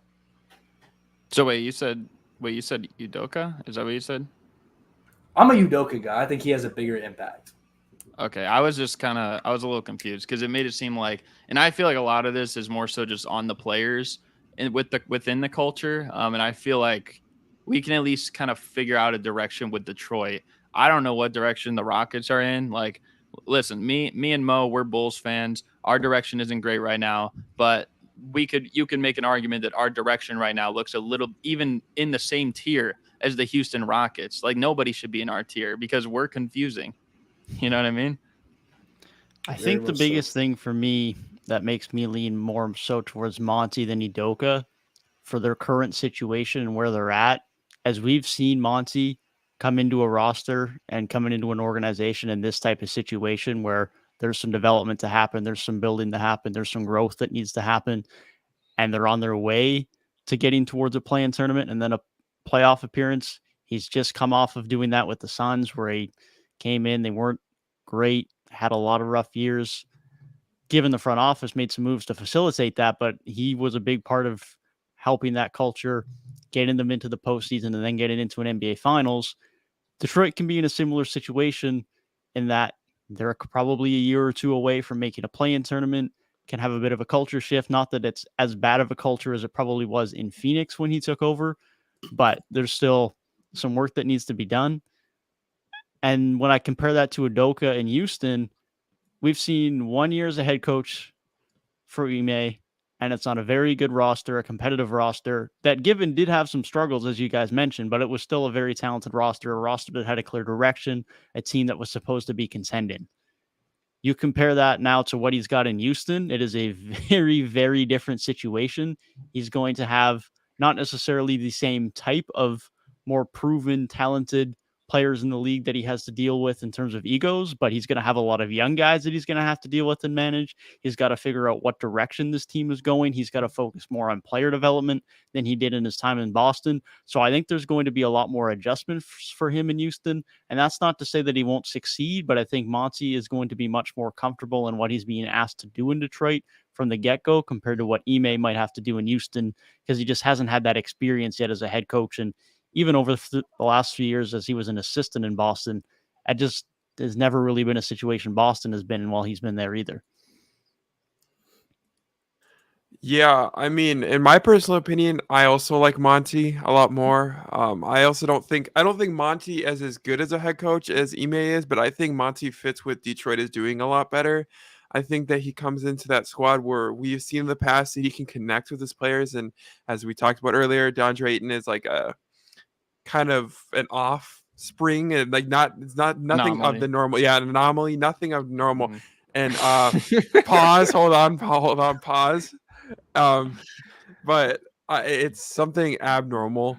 It was DeAndre Ayton, but I think that coming into Detroit with Cade coming off an injury, hopefully he can build a relationship there, and I'm sure they've already started ever since the signing or the hiring. Jaden Ivey, I'm a big fan of, but overall, I like Monty a lot more than I like Ime Udoka. Big Monty. So nobody else giving Nick Nurse any love? Hell no. Hell no. Bro, we are not loving that man. respectfully, Bro. Hey, bro, look, bro. Respectfully, I just seen this man run my half-court offense like he was running it for a college team for the last 5 years. Listen, I can't deal with that shit. It's I been- cannot All I'm gonna support say this is, man. all I'm gonna say I is, can't. put that man like with roster around him. Somehow, if the Sixers team can trade for somebody that makes them like not so much They worse and that can't. they can still contend. Damn. Hey, Stop maybe. it. Nah, hell no. Actually, never mind. Trent gonna be That's My not happening. biggest thing is that like I just don't know if Philly has the pieces around him that could be like that we could have thought of last year is with Doc Rivers. You know, we were a second round exit. You know, basically every year, and so like with Nick Nurse, I don't know if he can execute on the pieces they have, especially because we don't know what's going to happen with James Harden now. But like I just feel like he's not going to benefit much more. Maybe like some of the intangible defensive things for sure. That's where you get improvement. But also like I just don't know if they have quite the team that's going to see the leap in the way that we should see them. If that kind of like makes sense. I just don't know if like they also just don't have the deepest team either, which I know part of like that's what concerns me too. I don't know how he's going to use like the minutes with like Embiid as well. Like, is it going to be something that he has to adjust to? Because I feel like that's got to be the case. Knowing his injury history, he's going to have to adjust. Like, all right, like if it's a coach that gives you like 8, then takes you out for 4, then out 4, then in 8, like for the next quarter, like 8-4, 4-8. It might be different with a player like that. Just so like, and I don't know like what to expect right now, just because it's so early. I just don't see it either. Like where it's like this team is kind of in limbo right now because there's Dame rumors. You know, there's obviously the Harden rumors, like we said. Like so, it's like, are they going to get nothing? Are they going to get Dame? Are they going to keep Harden? Are they still even going to have Tyrese Maxey? Because now they did not extend him, so they can trade him this summer. So it's like, I don't know what he's going to have to work with. And because of that, I just don't know if like this Philly team is going to be perceived as better than the Bucks or better than the Celtics. And to me, it just feels like kind of a what's the word? I don't want to say a relevant move, but a move that does not like change anything. They're still going to be stuck in the same, a like, lateral move. Yep. That's half fair and half unfair. I think at a certain point, like I don't even know if you can use that argument to discredit Nick Nurse because while everything you're saying is completely true, and while I still had my issues with Nick Nurse, I don't know if there's a guy that they could have brought in that would have taken the roster issues that Philly now has and would have brought them to a championship. So for that to be the argument against Nick Nurse, it is kind of just like it changes the discussion from who was the best coach that got hired to who is the best hire in terms of their impact on the franchise. There's an argument where you could say for these certain reasons, if a team like has an offensive superstar, even 2 offensive superstars, but they need a defensive scheme that's going to just maximize to go around that, then I think we're at a point where, Nick Nurse might be the best hire in that situation. In Philly, it just so happens that that's not going to be the case because James Harden's going to be out. But then when you talk about just who's going to have the biggest impact on the franchise, then we're talking more about the other 2 guys because you can see how Monty Williams can definitely accelerate the progression of Detroit that I think they were going to have anyways. And Ime Udoka, I think, can be the guy that really turns that franchise around. Well, my other thing is too, like it just, I'm also looking, and I know you've said it's kind of fair, kind of not fair, and I'll agree with that because I'm also looking at what the team best needs or what direction they're trying to move and like what coach would help them execute the most in at least the size of their contracts, like that time frame. And so like even if let's say when Nick Nurse got hired, because I believe, correct me if I'm wrong, Dwayne Casey got fired from Toronto before the trade for Kawhi, correct? It was like a month before because it was like right after, or like a month or 2. So if Nick Nurse came in that season and the Raptors were constructed how they were prior to the Kawhi Leonard trade, I don't know if we would have seen the benefits of a Nick Nurse coach system the same way that we did. And that's not only just because I think most of us agree they probably wouldn't have won the championship, but also like, I just don't know if we would have been sitting here saying like, well, Nick Nurse's defensive schemes look great and like praising him the way that we do. Like if that kind of makes sense. And I'm also like looking at that aspect of it as well. Nah, I agree. Because at the same time, LeBron was in that conference as well. And no way, I don't care who was the head coach, they're not getting past LeBron. In 2019, the Raptors. Hey, bro, zip it up when you're done. Zip it up when you're done on LeBron. The Raptors after the Kawhi trade would have beat the Cavaliers with LeBron. I Oh, don't care. bro, fuck, baby Jason Tatum took them to 7, dog. The Terry Raptors Rozier. with that Kawhi Leonard playing at that level. Dude, LeBron even those Bucks, bro, those 2019 Bucks, they could have beaten the 2018 Cavs. No, I'm not going with that. I'm not rocking with that at all. That's crazy. I thought you were talking about the 2019 Cavs, but then when you said 2018, no, that's crazy. Wow. The 2019 Cavs didn't have LeBron. I thought you said 2019 at first. That's why I was like, I was just the sitting. 2019 Bucks could beat the 2018. That 29 Bucks team was like, I agree. Not good. Go look at that team. That team was good. 2019 Bucks. The 2019 was that not the year that they were the best record in the league? They were the best record in the league. That's regular season shit, and that roster fell apart during the playoffs. Regular season is eyewash, bro. That roster they ran into a defensive wall juggernaut in the Toronto Raptors, and Kawhi was on the top of his game. He was, and that was still a very close series. Even it was one of the games. The first game they were up 2-0, and the third game that the Raptors won went to overtime. Yep. Now we're arguing what if. And Malcolm Brogdon was injured. And they got reverse swept. Okay, I am arguing a what if there, but I had to get that point. No, I agree with that game. We can move on, but I did have to get that point off. Yeah, that's facts. Where did that come from? Bro. I don't even know. I felt like JELSON for a second. I had to bring the Raptors into it somehow. Hey, bro. What I would tell you gonna stand for this bullshit, Devin? Hey, look, what I will tell you is that this is all not I'm good. gonna say is I don't think there was a unanimous decision from most people that the Raptors were comfortably going to beat the Bucks in 2019. So I'll leave it. And at also, that. let me add too, the 2018 Bucks were a substantially different team than the 2019 Bucks, even though they did both lose the champion or lose and not win the championship that year, like losing the playoffs. So that's something to keep in mind. Definitely. I guess. But let's keep it pushing. Let's keep it pushing to our somewhat free agency themed discussion of the day.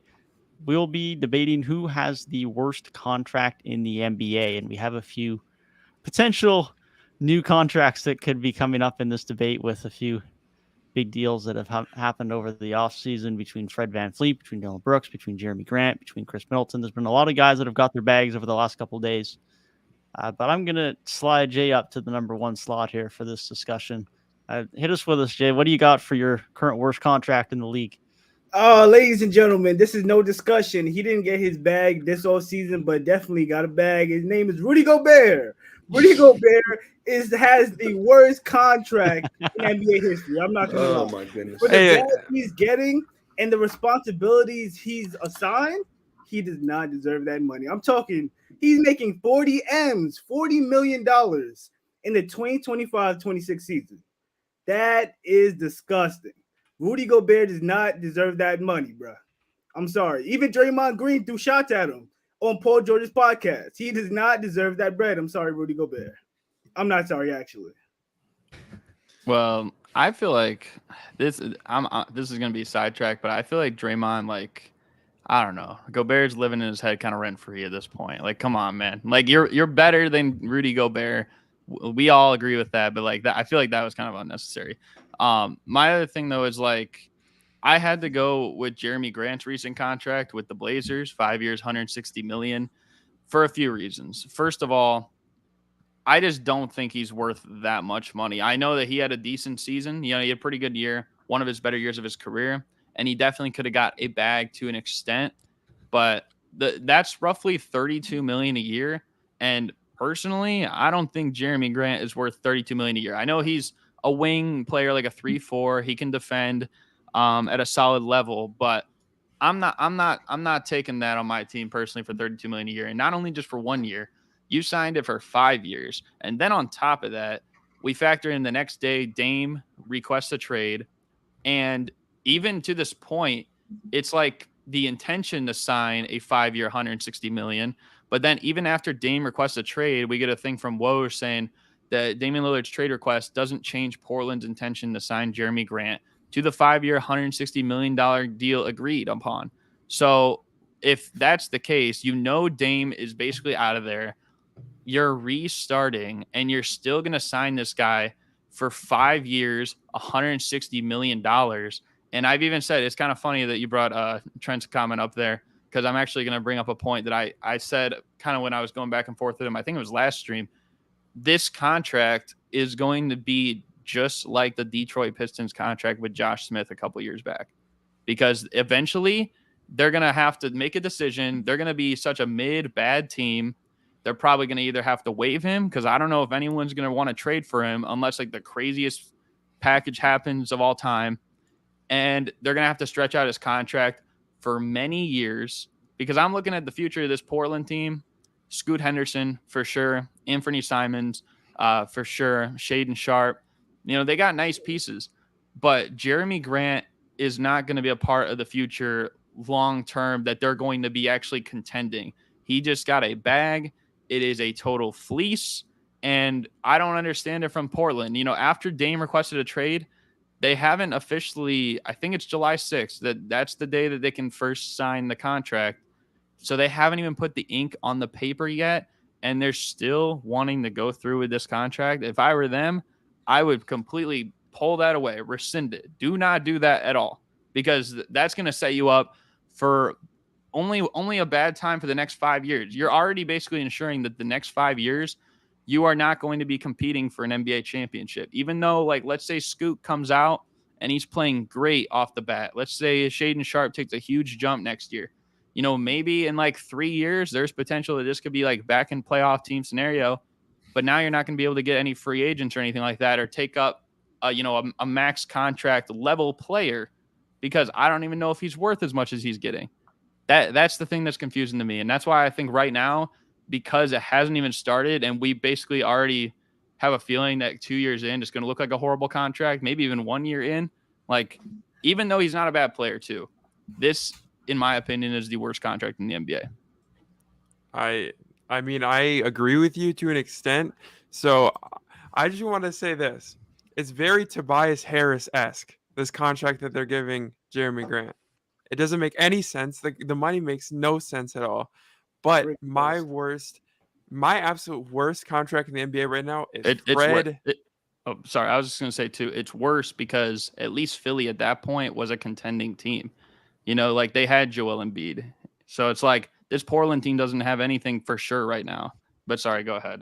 Yeah. No. I mean, I agree with you completely. There's nothing with Portland, but it's very similar in a way. There's the contract. A guy should not be making that money. But my worst contract in the league, Devin, Gabe, your guy, Fred Not Van anymore. Feet. Not anymore. He gone. So you on to some, bro. You're on to some.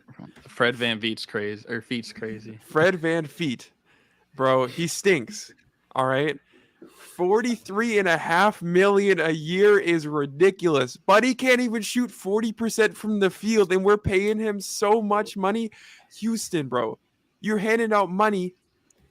I mean, you have the money, right? But why are we giving these guys 4-year deals, 3-year deals? It makes no sense. I mean, we're going to have to extend Jalen Green at some point, but we have Fred VanVleet over here making $45 million a year, who's going to be shooting 25% from the field. I just don't get it.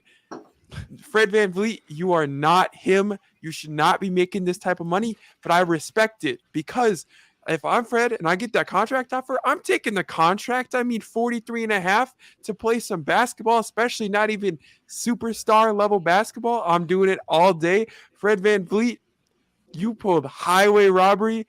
Houston Rockets, bro, you guys are going to stay garbage, bro. That man agent needs some love. Here's all I gotta say. There's no doubt the annual amount on this deal is outrageous, and it is way more than an average team should be paying Fred VanVleet. The good news is this guy's probably off the team in 2 years. The third year is a team option. He's there for 2 years. He can be a bit of a mentor for the guys. He's off the team by the time Jalen Green or Amon or anyone is getting contract extensions.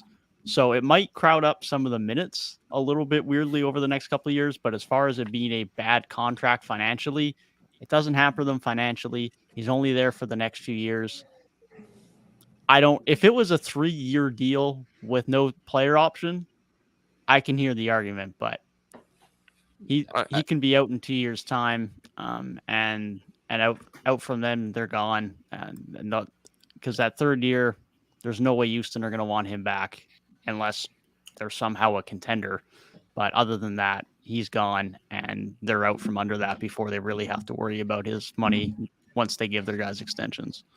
I'd argue though too, like it's not like it maybe isn't even the worst contract the Rockets handed out this offseason. There's an argument for that. I'm not gonna lie, Jelson. You missed the golden opportunity to say Fred VanVleet. I thought I heard you say Feet, but you should have said Fleece. No, bro. I can't do that because Fred VanVleet, because Buddy stinks. All right. Nah, Fleece would have been so top notch, bro. No way. I just want to know the rationale. No, I can't but say anyway, something top notch $40 if Trent's not here. I can't say something top notch if Hey, Trent's not here. if he went to Trent's team, he could have been Fred VanVleet. Oh my God. Ew. Can we, God, come on, man. Can we get back on topic? In man? any case, like my boy Jay was on to something crazy. Now, everything you guys said was valid. Do not get me wrong. It was valid. But when you have a contract so large like Rudy Gobert's, to where at some point you're going to have to come off of Karl Anthony Towns because he's your biggest contract. And if you come off of that contract, it's going to penalize you even more because this new CBA is going to do that, especially because he's not even a drafted player by you. So you're already like, I don't know their cap situation too much. Jelson does, but I do know, and I'm pretty sure they're close to over it, if not over it as we speak right now. So with that being said, at some point, they're going to have to come off of Karl Anthony Towns. And when you compare Cat to Rudy Gobert, I think it's a no-brainer what anybody in the basketball world with eyes would say they want Cat for the most part, unless you're just a defensive person through and through, and that's just you stand on defense over everything else, you're picking Cat overall. And the fact that they're going to have to let him go, and not to mention the fact that they're going to have to let him go, they're not going to be able to take on that same kind of contract right back because that contract is it puts them in this bind, this situation.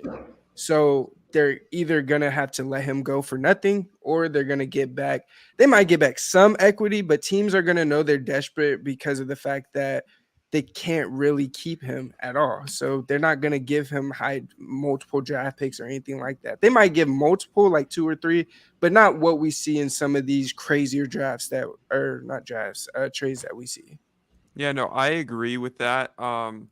I think the biggest problem to me is you trade for Rudy Gobert, and I'm a notorious Rudy Gobert like truther, I guess, but that's only because he's on my team. But I will tell you this right now that we made the move just because we had like a max contract slot available this prior to the new CBA, and we're like, who else are we going to intrigue to come to Minnesota? No max contract player is going to come to Minnesota willingly in free agency. It's just typically not going to happen. So you're like, let's trade for Rudy Gobert because he's available, which I thought was a terrible move.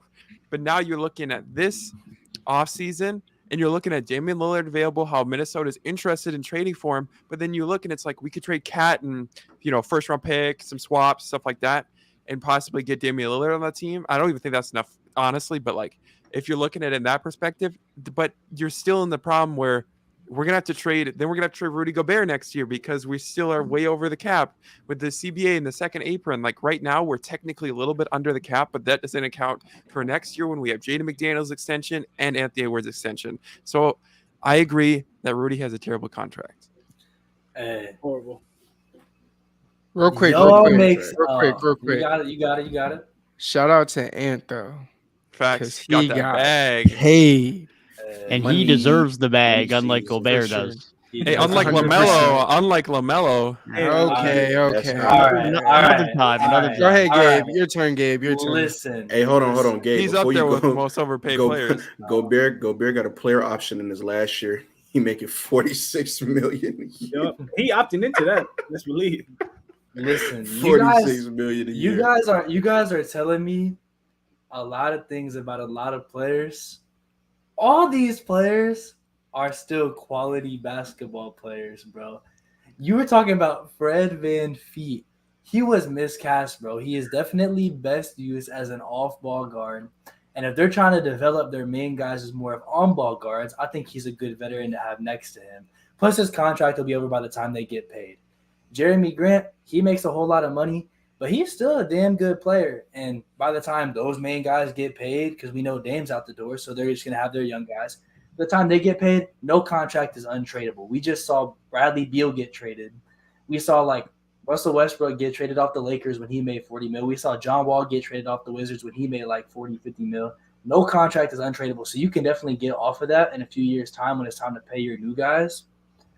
All these guys are giving you quality things. Even Rudy Gobert, like for as much as people want to rag on him, and while it does make the cap fit kind of weird, at least he's still going to give you high defensive impact. My pick for the worst contract in the NBA, there's a man making, let me check my notes again, $37 million next year and $40 million the year after to average 6.9 points per game as a guy who cannot shoot, as a guy who can barely finish because he's afraid to take a layup, as a guy who cannot take a free throw, as a guy who has regressed significantly as a defender and is making almost $40 million to maybe not be one of the three most talked about or important players on his franchise right now because he's simply regressed that far. Any guesses of who I'm talking about? Michael That guy in Jordan. Brooklyn. It is that boy in Brooklyn, Benjamin Simmons. Listen, bro. Jay, I already see you looking at me crazy because I know you're a Ben Simmons truther. He has regressed so significantly. Brother, he's not getting back to his all-star form. There's a reason nobody's talking about, oh, they got an all-star duo in Mikal Bridges and Ben Simmons. Buddy, Ben Simmons is not that player anymore. His defense, brother, his back is so bad that he can't run around the court like that and defend people. He gonna bang in the post twice and be out. Duo? Nobody, because Ben Simmons isn't that guy anymore. Well, I thought you said someone That's what he said that. said. No. Because we all are in agreement that Mikal Bridges is probably an all-star next year. Probably, but And nobody's saying they have to. Nobody's saying they have to. Well, yeah. don't have Oh, to. so you're saying they should be saying that? They should be No. saying that if he's making Wait. 30. If Well, he's making Oh, you're $37 saying- million I see what you mean. for then. the I pay thought he's I getting, thought you were saying people were saying that. I was like, I've No. never heard anyone say that about. but for the pay he's anymore. getting, this should be prime, like top 10, top 5 defender in the NBA. Ben Simmons, great passer, playmaker. Ben Simmons. He's just not. He's not Ben Simmons from 2019 anymore. It's not the same player, and he's still making so much money. All the guys you're listing, they still provide something very, very quality to a team, even if they're a bit overpaid. I can genuinely see Ben Simmons not moving the needle for this Brooklyn Nets team at all. I can also see him missing another 40 games this year. The other guys, I'm at least fairly confident they are going to be on the court. The other thing is too, though, and just to jump in, like I know you mentioned, like there are some contracts, like the other ones we mentioned, that have been traded. I feel like it would have to be, I feel like the Gobert one's a little bit different because that haul was like crazy. But for the most part, like when you brought up guys like Westbrook and John Wall and stuff, like contracts like that only worked in trades because they were traded for each other.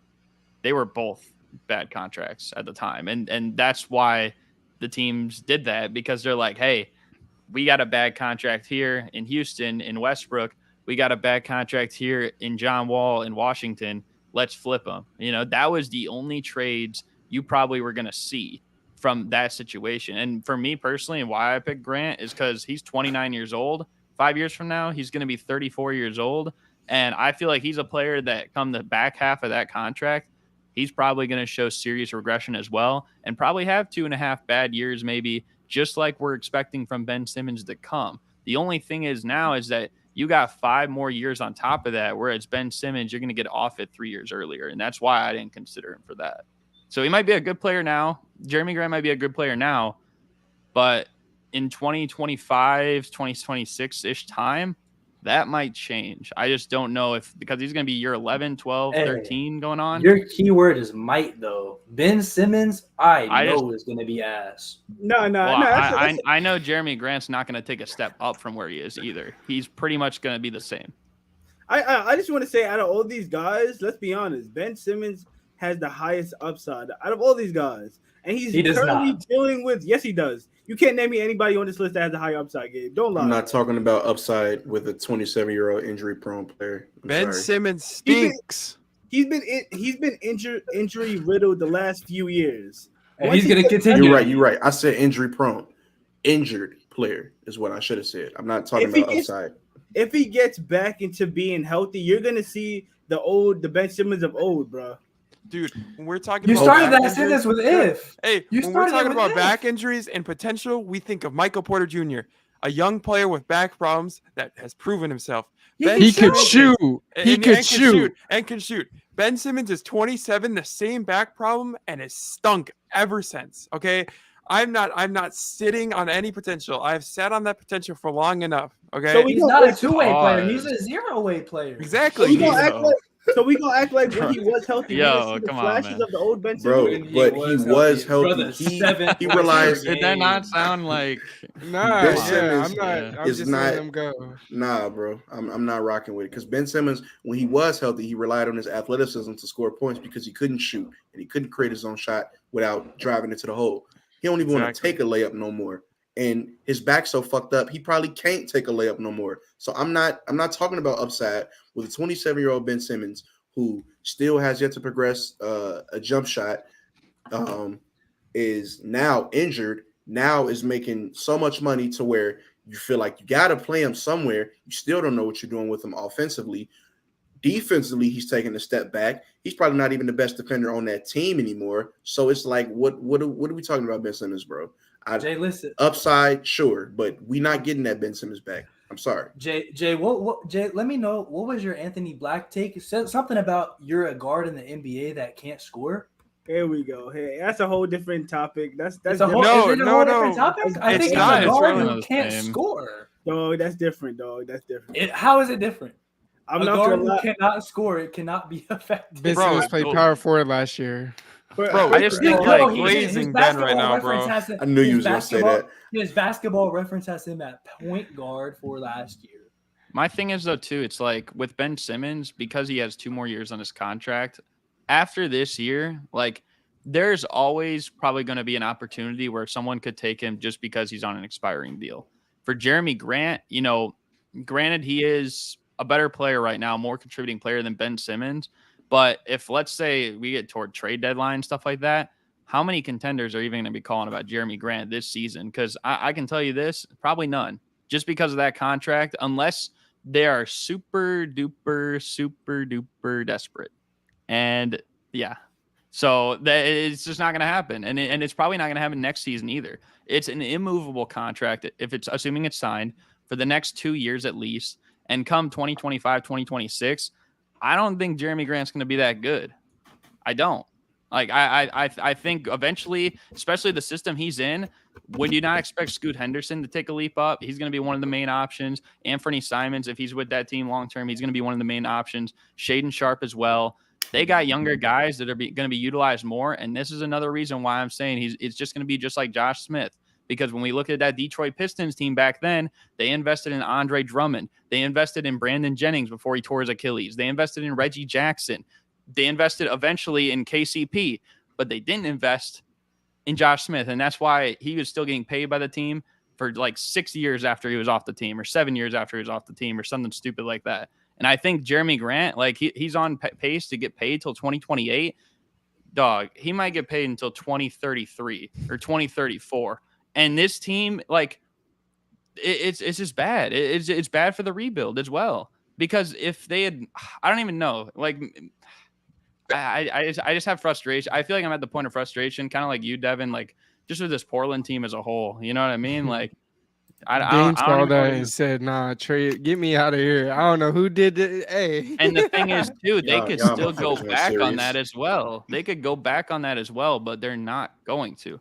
My biggest question is why. I don't know why. Loyalty, Like, loyalty, dude. Loyalty, to loyalty. Jeremy Grant. I don't get it, but I He's been there guarantee you for a that's why. year, and we all know that he's basically one of those guys. How should I say this? He's a guy that's wants going to the look bag. a lot better than he is on bad teams. I think he could be a great player. We saw him with Denver in the bubble. He could be a great player, like a key role player on a title team or a contending team. He can be that guy on any team in the NBA that has any winning chance at all. Point blank, simple. End of discussion right there. That's why it's a bad contract. It's horrible. I agree, but I don't think it's bad enough where we're at the point where like, okay, For he's getting 5 years. No, I agree, but I don't think 5. it's bad enough where we're going to be talking about them waiving him, paying him over X amount of years. I don't think He's it's going to be that 34 years old by the end of that, man. I think He's going they're to be in overrating his year 14 or regression. 15 Yeah, by the end of it. But Wait, how old is Jeremy Grant again? He's 29. He's going to be 34 by the end of that contract. Yeah. And they're not going to make the Wait, hold playoffs on. probably any year because they can't invest that money in it. I didn't know that. That's kind of crazy that they signed him to a 5-year contract at 29 Yeah. at paying that much amount of money. That is That's what? a baseball type of contract right What there. the fuck are the Blazers his doing? agent is crazy. Yo, Even the That's people said the wild. Pistons deal was him leaving to get his bag. But This it's is that also bad. again, it's also relative to the Dame request. They still could say, you know what, and maybe they might. They could say, you know what, like let's not do this before we officially sign it. The fact they want to go through with it when they know Dame wants out, they know the direction of their team. They know they're not going to be good. Why wouldn't you at least keep that cap space or change the contract? Like, because I think they have to do the 90% thing in the new CBA. Change it to like a 1-year deal or something like that. If he wants to go ahead, because they're not going to be good next year anyways, whether he plays and averages 30, 35 points a game, or if he gets injured in the first like 17 games and he misses like the rest and he only averages like 12 a game. It doesn't matter. The problem is, though, you're going to have him for the next year and the next year and the next year and the next year. The Trailblazers have a loyalty problem. That's just what it is. And I don't it's get it. 1 year. 1 year he was there too. so Hey, you go ahead, Mo. Everybody else gave theirs. Gabe, I'm with you. Fred VanVleet's no, wait, who said that? That wasn't Gabe. That was JELSON. I'm with you. Fred VanVleet. It's more so I'm confused as to okay, you wanted a veteran guard to help accelerate the development process with your young guards. Fine. But like, did you need to pay him $40 million a year for the next 2 years to achieve that? Not only is that a gross overpay, but like, is Fred VanVleet even the veteran guard that you want on your team? Because last season he was shit, and the season before that he wasn't shit, but he wasn't that good. So I don't get how a player Fred VanVleet's caliber is now able to make $40 million a year over the next 3 years. And then you said something about they probably won't keep him for that third year because it's a team option. Well, that's fine and dandy, but like these next 2 years, why? He probably wasn't getting nowhere near $40 million a year offers from any other team. But I guess since the Rockets had the cap space, it was like, fuck it. We're just gonna, you want this, you want $80 million over the next 2 years, and then we'll cut you after the third year. But you want a quick $80 million, here you go. I don't know. That's just really weird to me. Really weird. All right, first I'm gonna say it's crazy to say how he was just barely wasn't shit last year with like the year before 21-22, but he was literally an all-star that year. And I it's didn't- still trash. I ain't Still like trash that as an either. all-star is crazy. But even beyond that, I don't know how you can say a contract is the worst contract when it's like, yeah, it might be an overpay, but that does not prevent them from doing anything that they want to Horrendous. do in the future. By the time they have to pay their main guys, he doesn't have to be there anymore. Devin even said it earlier, like they have that team option so where they can get out of it by the time they're paying anybody else significant. So when you look at this in the long term, it's like, oh, what if he is not the guy that they need? Well, what other option was out there that was better? I don't really think there was one out there because this I point don't guard think- class wasn't really good. But I think they needed a vet on this team desperately, and his money is not preventing anybody else from getting money on this team because he can just be out of there in a couple of years. Hey, You that say, Dylan like, Brooks what contract the- is though. They're You talking say, about the like, Dylan what- Brooks contract as the worst, but not Fred VanVleet. I He's going to be don't. out of there. Man, What I will tell you Yeah. though is I can't buy into having Fred VanVleet because I don't know how he's going to affect these players' development. It's just that simple for me, especially that's also when like your best player is Jalen Green. Just don't like you it. paying him It $40 can't get million worse. to be like a decent veteran. I don't even know if he's the veteran that this team needs. Obviously, they need one. I don't think Fred VanVleet shot chucking ass needs to be anywhere near Jalen Green. You know what I'm saying? So, hey, it's just a confusing move for me. I don't really get why he was who they chose. And cool, you want to choose him, great. But then you paying him $40 million a year for the next 2 years, and then you have the team option. It kind of just seems like, hey, we got money to blow. Let's just give him this money just because we need to fill out our salary for the CBA rules and shit like that.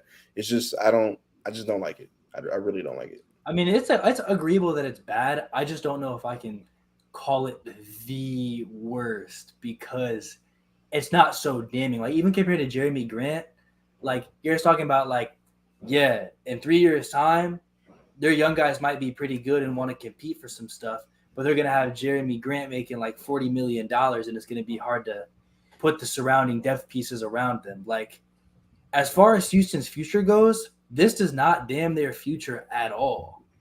I want to tell you this, Gabe. I saw the Jeremy Grant contract, and my immediate thought process was, this is the worst contract in the NBA. And then I saw Fred VanVleet's contract, and I'm like, wow, this just won up Jeremy Grant's contract as the worst contract in the NBA. And that doesn't happen often for me. Yeah, I think so too. When I saw both of those contracts, I was like, what are we doing? Like who's making this much money? Why? Is that really what we doing now? Just maybe above quality starters making 40 million a year. Like is that really what we doing, NBA? This inflation is crazy.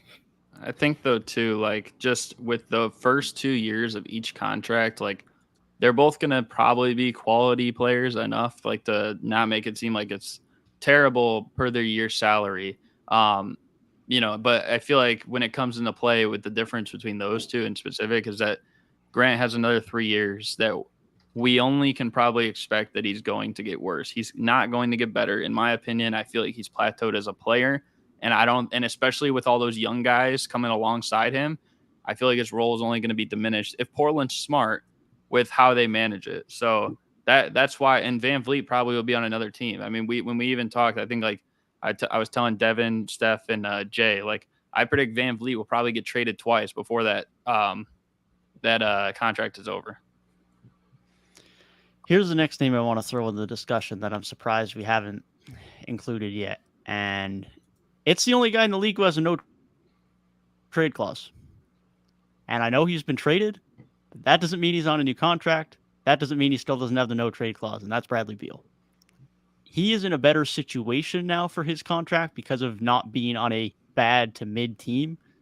But at any point in time that Phoenix don't want him on their roster or they want to improve off of him, specifically if there's a point where KD is gone and it's Devin Booker and Bradley Beal, they're stuck with that duo because they're not going to move Booker. He's their guy.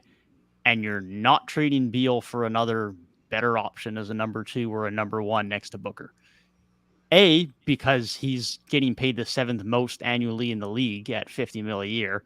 And B, because if he doesn't want to get traded, he can just walk up to the front office and say, fuck you, I want to stay in Phoenix.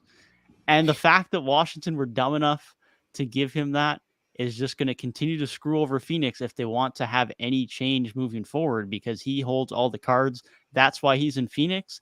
And it's going to be no different down the road if Phoenix wants to move him. They're going to be forced to have to accept a shitty offer from wherever Beal wants to go, which for a team that is going to want to continue to contend basically means they're forced to continue to pay Beal $50+ million a year over the last couple of years of his deal into the 2026-27 season.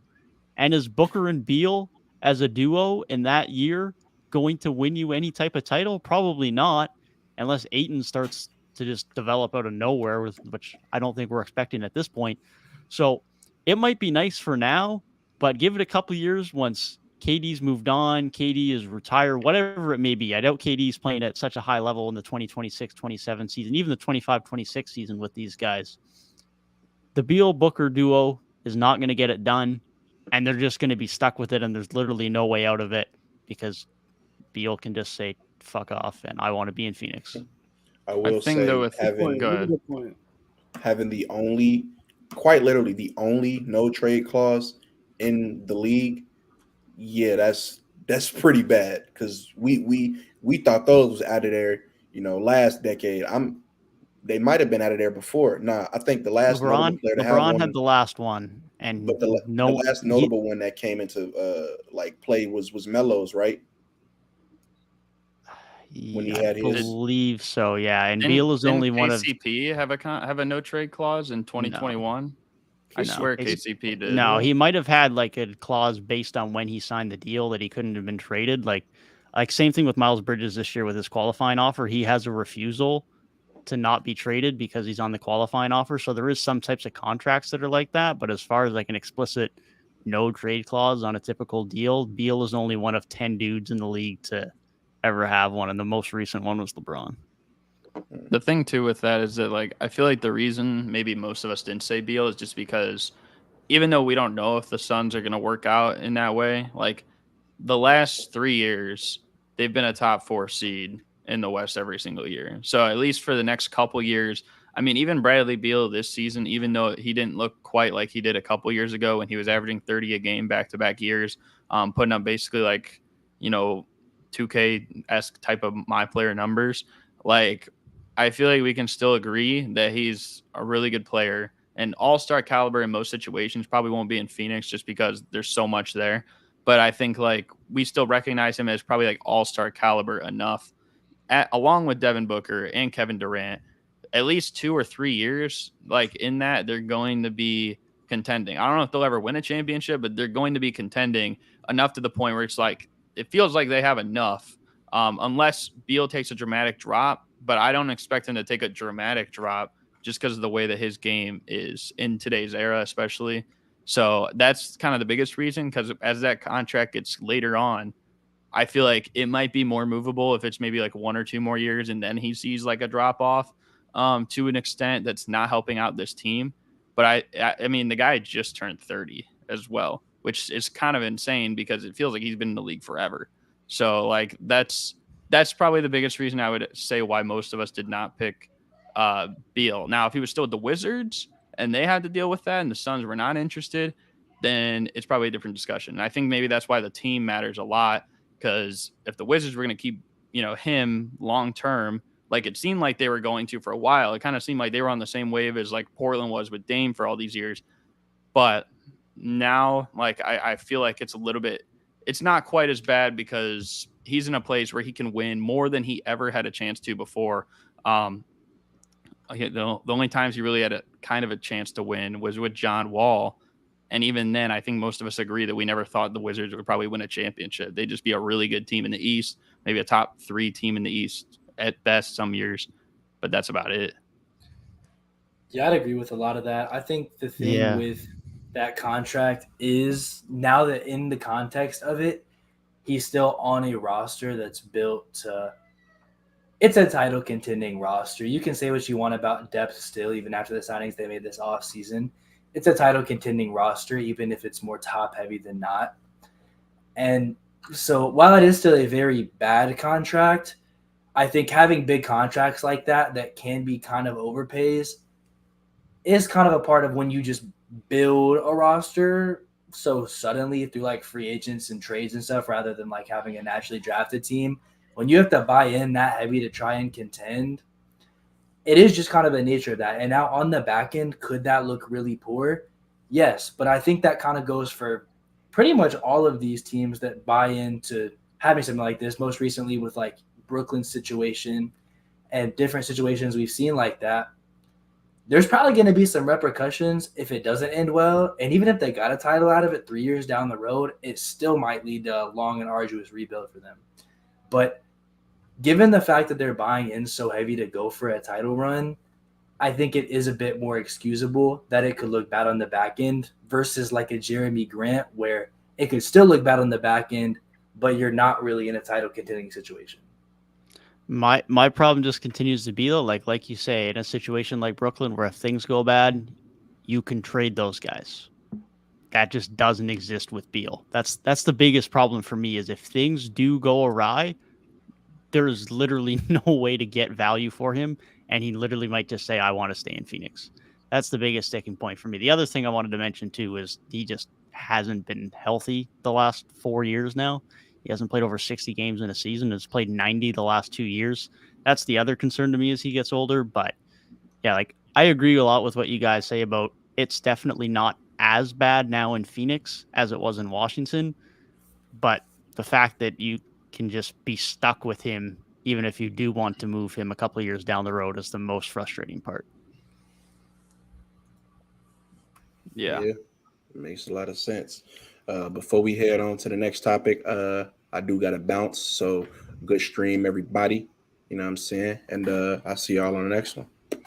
Yes, sir. Have For a good sure. one. All right. See you, I man. gotta, I gotta say the same. I'm happy Justin came in to pick up some of the slack, but great content today. I know the game that Devin has lined up for y'all. I did play it yesterday on 3 Point Weekly. We did a very similar segment. I think you guys are gonna have a lot of fun, and may the best man win. WWW. See ya, brother. Have a good one, bro. See ya. That being said, let me make sure I have the document ready to go. Hey, y'all ready to Uh, lose? You got to change I'm your winning, I'm headline, losing the game. Jelson. Oh, sorry. Yeah. You got. Fan Oh, yeah. feed hater. I didn't even notice that until now. That's crazy. So I will That's ask crazy. only one question. Is there going to be any names on here that are kind of duplicate names?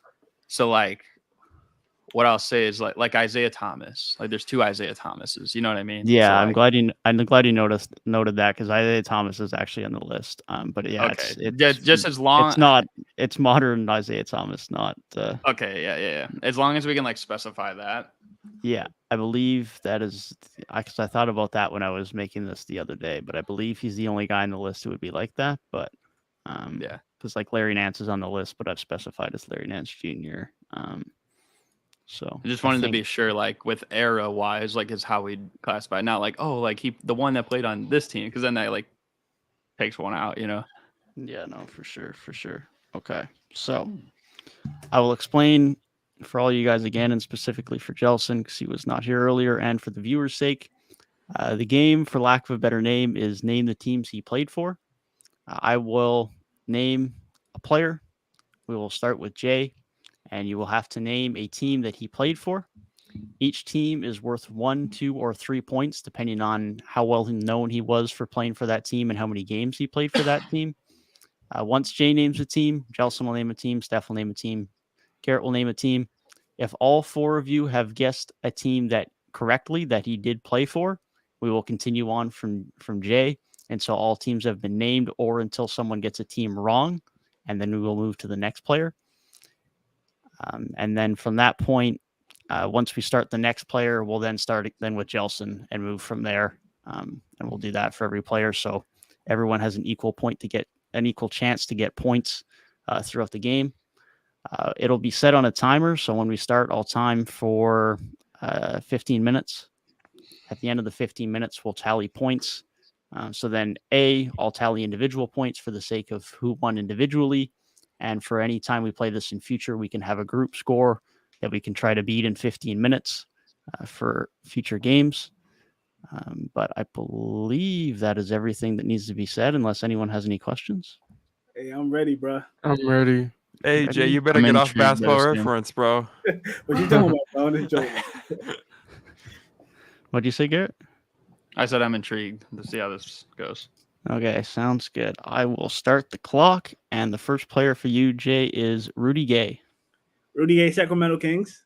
That is a 1-point team. All right. Jazz? Jazz are a 1-point team. Toronto. Toronto are a 1-point team. San Antonio Spurs. The Spurs are a 1-point team. Back to me, you, Jay. right? Yep. Memphis. That's a 1-point team. Bro, I don't know.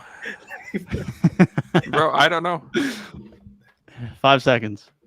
I'm cooked. I don't know. Give us a team, something. Golden State Warriors.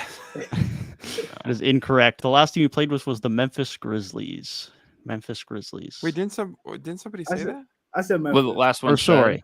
Or Was it sorry. you- Atlanta Utah? Hawks was the team that wasn't said. Sorry. Oh, I had no Atlanta idea. He Hawks. played for yeah, the I didn't know. Hawks. Oh, I would have. I Yeah. would have said the Hawk. I didn't know if we were counting that though, because he didn't play there. He Yeah. just got traded there. Yeah, Well, that's probably why I didn't know. I did count that because he got traded, but yeah, that's fair. Okay. But yeah, moving along, we'll start with Jacob for Torian Prince. I did not My- include the Lakers here before we get to that. Okay. My Minnesota Timberwolves. That is a 1-point team. Cleveland. Cleveland, that is a 3-point team.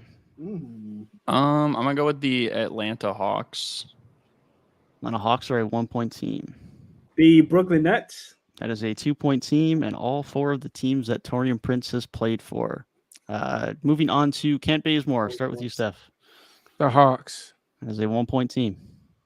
I'm gonna go with the Portland Trailblazers. That is a 3-point team. The Los Angeles Lakers. That is a 2-point team. Who? No, I'm kidding. I'm kidding. I'm chill. I'm kidding. But I don't know. I don't know. Wait, Steph, what team did you say? Sorry to interrupt. What team did I say? I said the Hawks. I said Hawks. Okay. 5 seconds. Spurs. That is incorrect. The teams Bazemore played for is the Hawks, the Warriors, the Lakers, the Kings, and the Trailblazers. Dude, I don't know Okay, how I you had not the other knew two. that. I Did was we? thinking. I was gonna If say we whatever. don't get them all, do we keep circling till we get them all? No. If Okay. you everyone gets a chance to go once, Mm-hmm. but once like JELSON was the last one, so because he got it was incorrect, then we're done. Oh, Okay, okay. okay. Okay. Because I was like, I don't think nobody says Sacramento, but I got you. Yeah. Now. All right. Okay, so starting with Garrett for Aaron Holiday. Indiana Pacers. That is a 1-point team. Oh, dang. Atlanta Hawks. That is another 1-point team. That was I got no. Oh, Yo, Jesse, you fucking the rotation, bro. dude, Yeah, you are. I'm supposed to know every team Aaron Holiday's played for. Okay, like 5 seconds. I know I got the two. I Bucks. got two. That is incorrect. Steph? Phoenix. That is a 3-point team. Okay, He I'm played glad you for said that. Phoenix? I'm gonna go. No, you don't get to go here, Garrett, because JELSON was incorrect. Oh, what?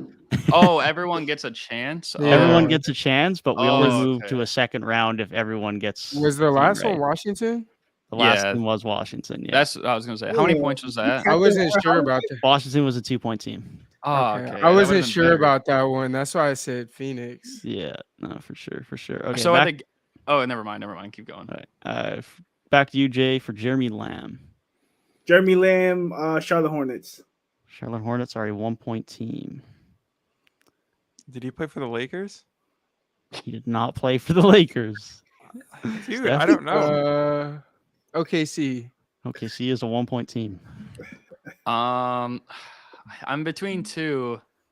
I don't know if you play for this team, but I'm gonna go with last year, the Sacramento Kings. That is a 3-point team. Yes. Okay, let's go. Mm. I couldn't remember how much he played for them, but I'm like, he got traded by the Pacers with Sabonis. He's still in the league? No. No. No, But okay. good pull. Starting with you, Jacob, for Patrick Patterson. Oh man. Oh, I got Come on, one. you got to know one. Come on. No, that's hilarious. His face was so crazy. And I'm not gonna lie, that might be one of the hardest, like beginner ones of all of them. Yeah, well, they get harder. So Patrick Patterson is 5 seconds. crazy. 5 seconds. Give me the Pacers. That is incorrect. Did he? I'm gonna go Toronto. That is a 1-point team. That was my only Okay, team, bro. I'm glad you went Toronto because I think I have one that's gonna be more than that. Give me the Clippers. That is a 2-point team. Damn it! I know a team that's gonna be higher now. Okay. I feel like Justin. I feel like Justin right now. But I'm gonna go. Maybe the Grizzlies. That is That is incorrect. The 5 Oh. teams were the Raptors, the Kings, the Clippers, the Rockets, and OKC. Rockets was the Was other was one. was OKC? How much was that? That was just a Dude, 1-point how- team. Oh, I that's one. forgot about OKC. Was the Rockets 3? Rockets were a 1-point team as well. Oh, okay. Was there any 3 or no? No threes for him. No. Okay. Okay, so Kings I and got He's a Clippers it. were bum. 2. Okay, I'll take that. Starting with Steph John Salmons. Who the Who in Raptors. Who? The Toronto Raptors is a 2-point team. Yeah. Okay, I'm gonna go. He said who? This is probably gonna be only one, but I'm gonna go with my Chicago Bulls because I know. Chicago Bulls are a 2-point team. Oh, okay, good. I'll take that. I'm not gonna lie. I Wait, don't who know are we talking this about is, again? bro. I'm gonna have to go to San Antonio Spurs just cause, bro. I don't know. I'll put it up. Spurs are incorrect. Yeah, I don't know. Wait, who? What's his name again? John John Salmons. Salmons. John Cena. Yeah. Lord. Give me the Sacramento Kings. Basketball. That's That's right. 1-point team. That is right. That's what Yeah. This is a 1-point team. That is right. Yeah. I'm surprised Bulls were 2 because he was really good for us. He was good So, for you guys. Yeah. That's but why I was surprised that was a 2. a lot of the older guys, they just went on games played because then I'd neither might be people like Jacob that go who. So but, moving on to starting with Garrett for Luke Babbitt.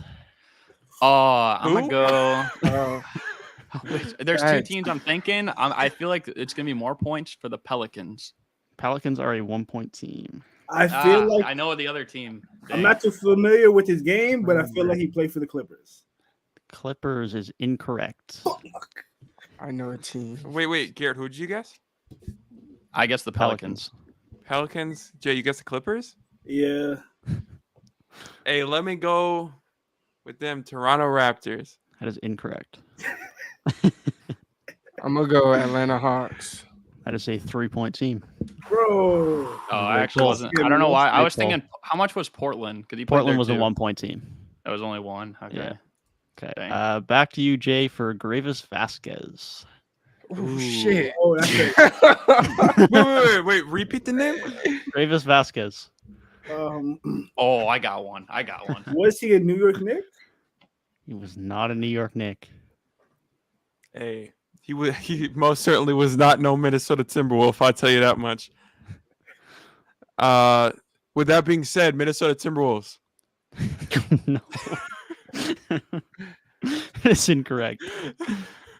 Nah, this is tough because I have 2 teams, but I know which 2 teams you're thinking of too. I think. Greatest Vasquez. I've never heard of this guy in I'm my a life. Brooklyn. Brooklyn Oh. is a 3-point team. Really? Okay. Ooh, okay. This okay. could be a gamble because I didn't even think you were thinking of that team. I'm pretty sure he played very little here. Is it the Bucks? That is another 3-point team. Okay, good. Let's y'all go. know The Hornets and the Raptors, I feel like were Hornets obvious. was Yeah, one. Hornets and Those are Raptors the were 2. 1-point teams. Yeah. The But I'm one- like, the he was other team barely I on the was Bucks. thinking was Sacramento, Okay. That was this, that's probably 1 or 2 or something. but I'm not sure if I'm not This sure. is Jacob's start, if I'm not mistaken. Dwight Bikes. Ooh, Isn't that what Biden fell off of? Oh brother. shoot, that's a name I haven't heard in like forever. This is the hardest one on the list for sure. I've heard of it, but where? Yo, for future reference, we should get the number of teams he's played for. No. No. And then after that, we should get what teams he played for. Jesus. 5 seconds. Give me the San Antonio Spurs. That is incorrect. I've heard the name, and it's spelled with like a YU, isn't it? It's UY. UI. I know that. I don't know. I'm thinking of the Right. team, man. Why have I heard the name though? Like, but it's so long ago, kind of thing. Like, I haven't heard it in, like you said, Garrett. Like, it's been some years. How much time do I have? I'll give you 5 more seconds. I'm gonna just go Lakers because that's the only idea I could think of why I hear somebody's name so often. Because It's a that 3-point team. That's a Crazy. 3-point. Hey, Point team. Bro, I'm getting screwed because Steph gets all the big ones. Okay. Well, I don't even think I know one for sure, but there's like, I'm thinking of 3 teams. I'm pretty confident the most that he played for the Pistons. So I'm gonna go the Pistons. That is another 3-point team. Let's go. Oh my I didn't know god. that. Yeah, I was know thinking that in the top of my head. I don't know why. I'm not gonna lie, he sounds like a Dallas Maverick. That is incorrect. The only other team was the Toronto Raptors. Good guess. Oh, that's why Dude. you chose him. I was between the Pistons and the Bucks, but I guess Bucks for Grievous. So I'm like, I got to switch it up a little. Yeah, for sure. Okay, we got 4 minutes left on the clock. We're starting with Steph for Taj Gibson. Bulls. Bulls are a 1-point team. I'm going to go with the Oklahoma City Thunder. That is a 3-point team. Let's go. Taj Gibson has been on every fucking team in the NBA, including the New York Knicks. That is a 1-point team. Hey, 2018 Minnesota Timberwolves. That is a 1-point team. It's a good one. We all got it, right? Yeah. There's still one more team. Oh, we keep going. Keep going, yeah. So back to Steph. Oh, okay. Um, Oh, I know it too. Cavaliers. That is Oh, no. incorrect. The last They could- team was the Washington Wizards. Wizards. Wizard. That's Washington right. I knew Wizards. that. Ah, Starting with Yeah. Garrett, moving on to Carlos Boozer.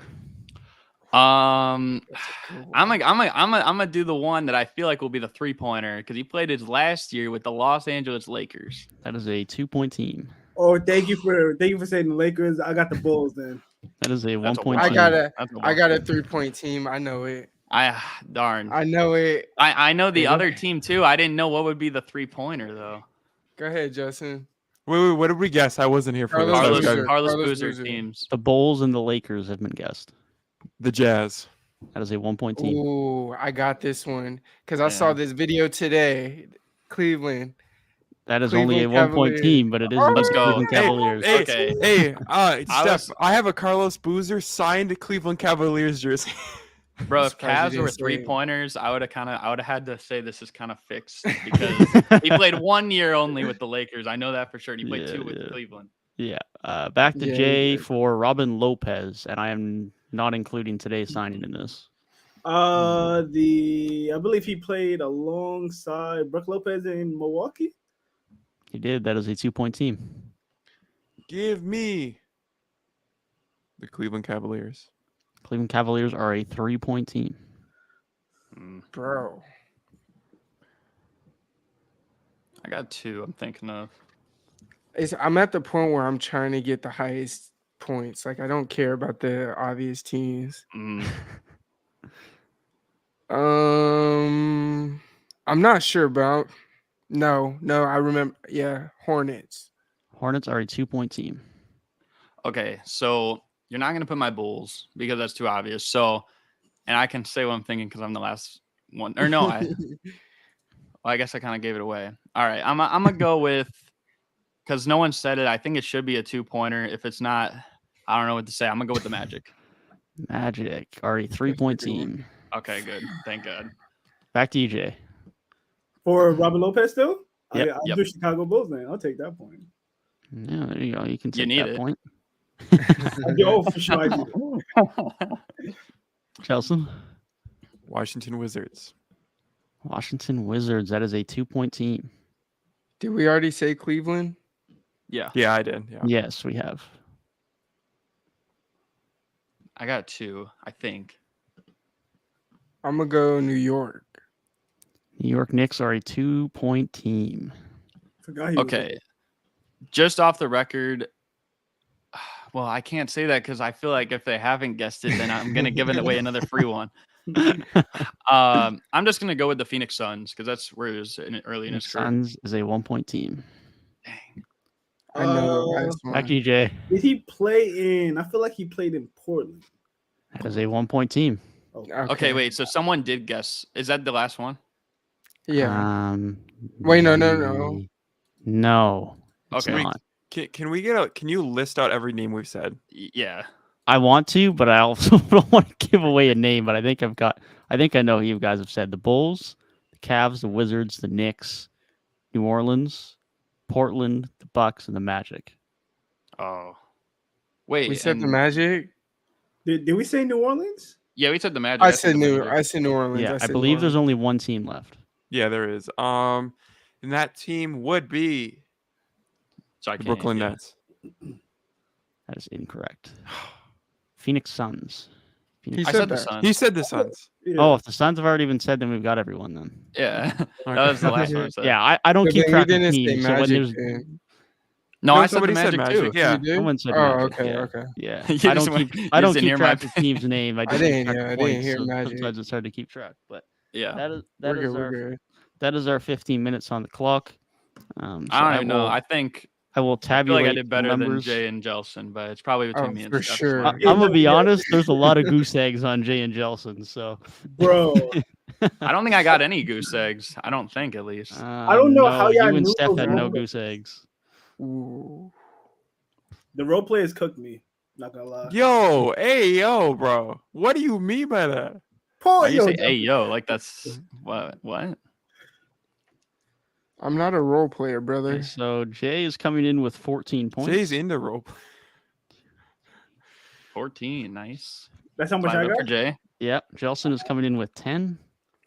Five I up for beat Jelson. Jelson. Damn. Jelson, that's last. It I has won't to even be. clap for myself, bro. I'll just give you this. Nice. 7. Steph is coming in with 27 points. Oh, I don't think I got that. 9. You I got didn't like get enough three, like three-pointers. four in a row. I didn't get enough 3-pointers. And Garrett is coming in with 28. Yeah, okay. Got him by 1 point. Wow. Game Got him by winner 1 on that. point. Crazy. I honestly didn't Damn. think I got that. That's kind of insane. And that is a group tally of 79, if my math is Damn. correct. Hey, Which sorry, is, I y'all. believe, My 6 bad. points behind what Gabe and Reek had yesterday. Man. That's insane. They come on, Jay and Jelson. You guys Y'all technically are the, Bro, the no. only ones to go at We the were talking end. about Justin John kept Cena going, and some "Who? guy named Mike. Who?" Okay, I don't know. I These never two heard guys John Salmon started. before in my life.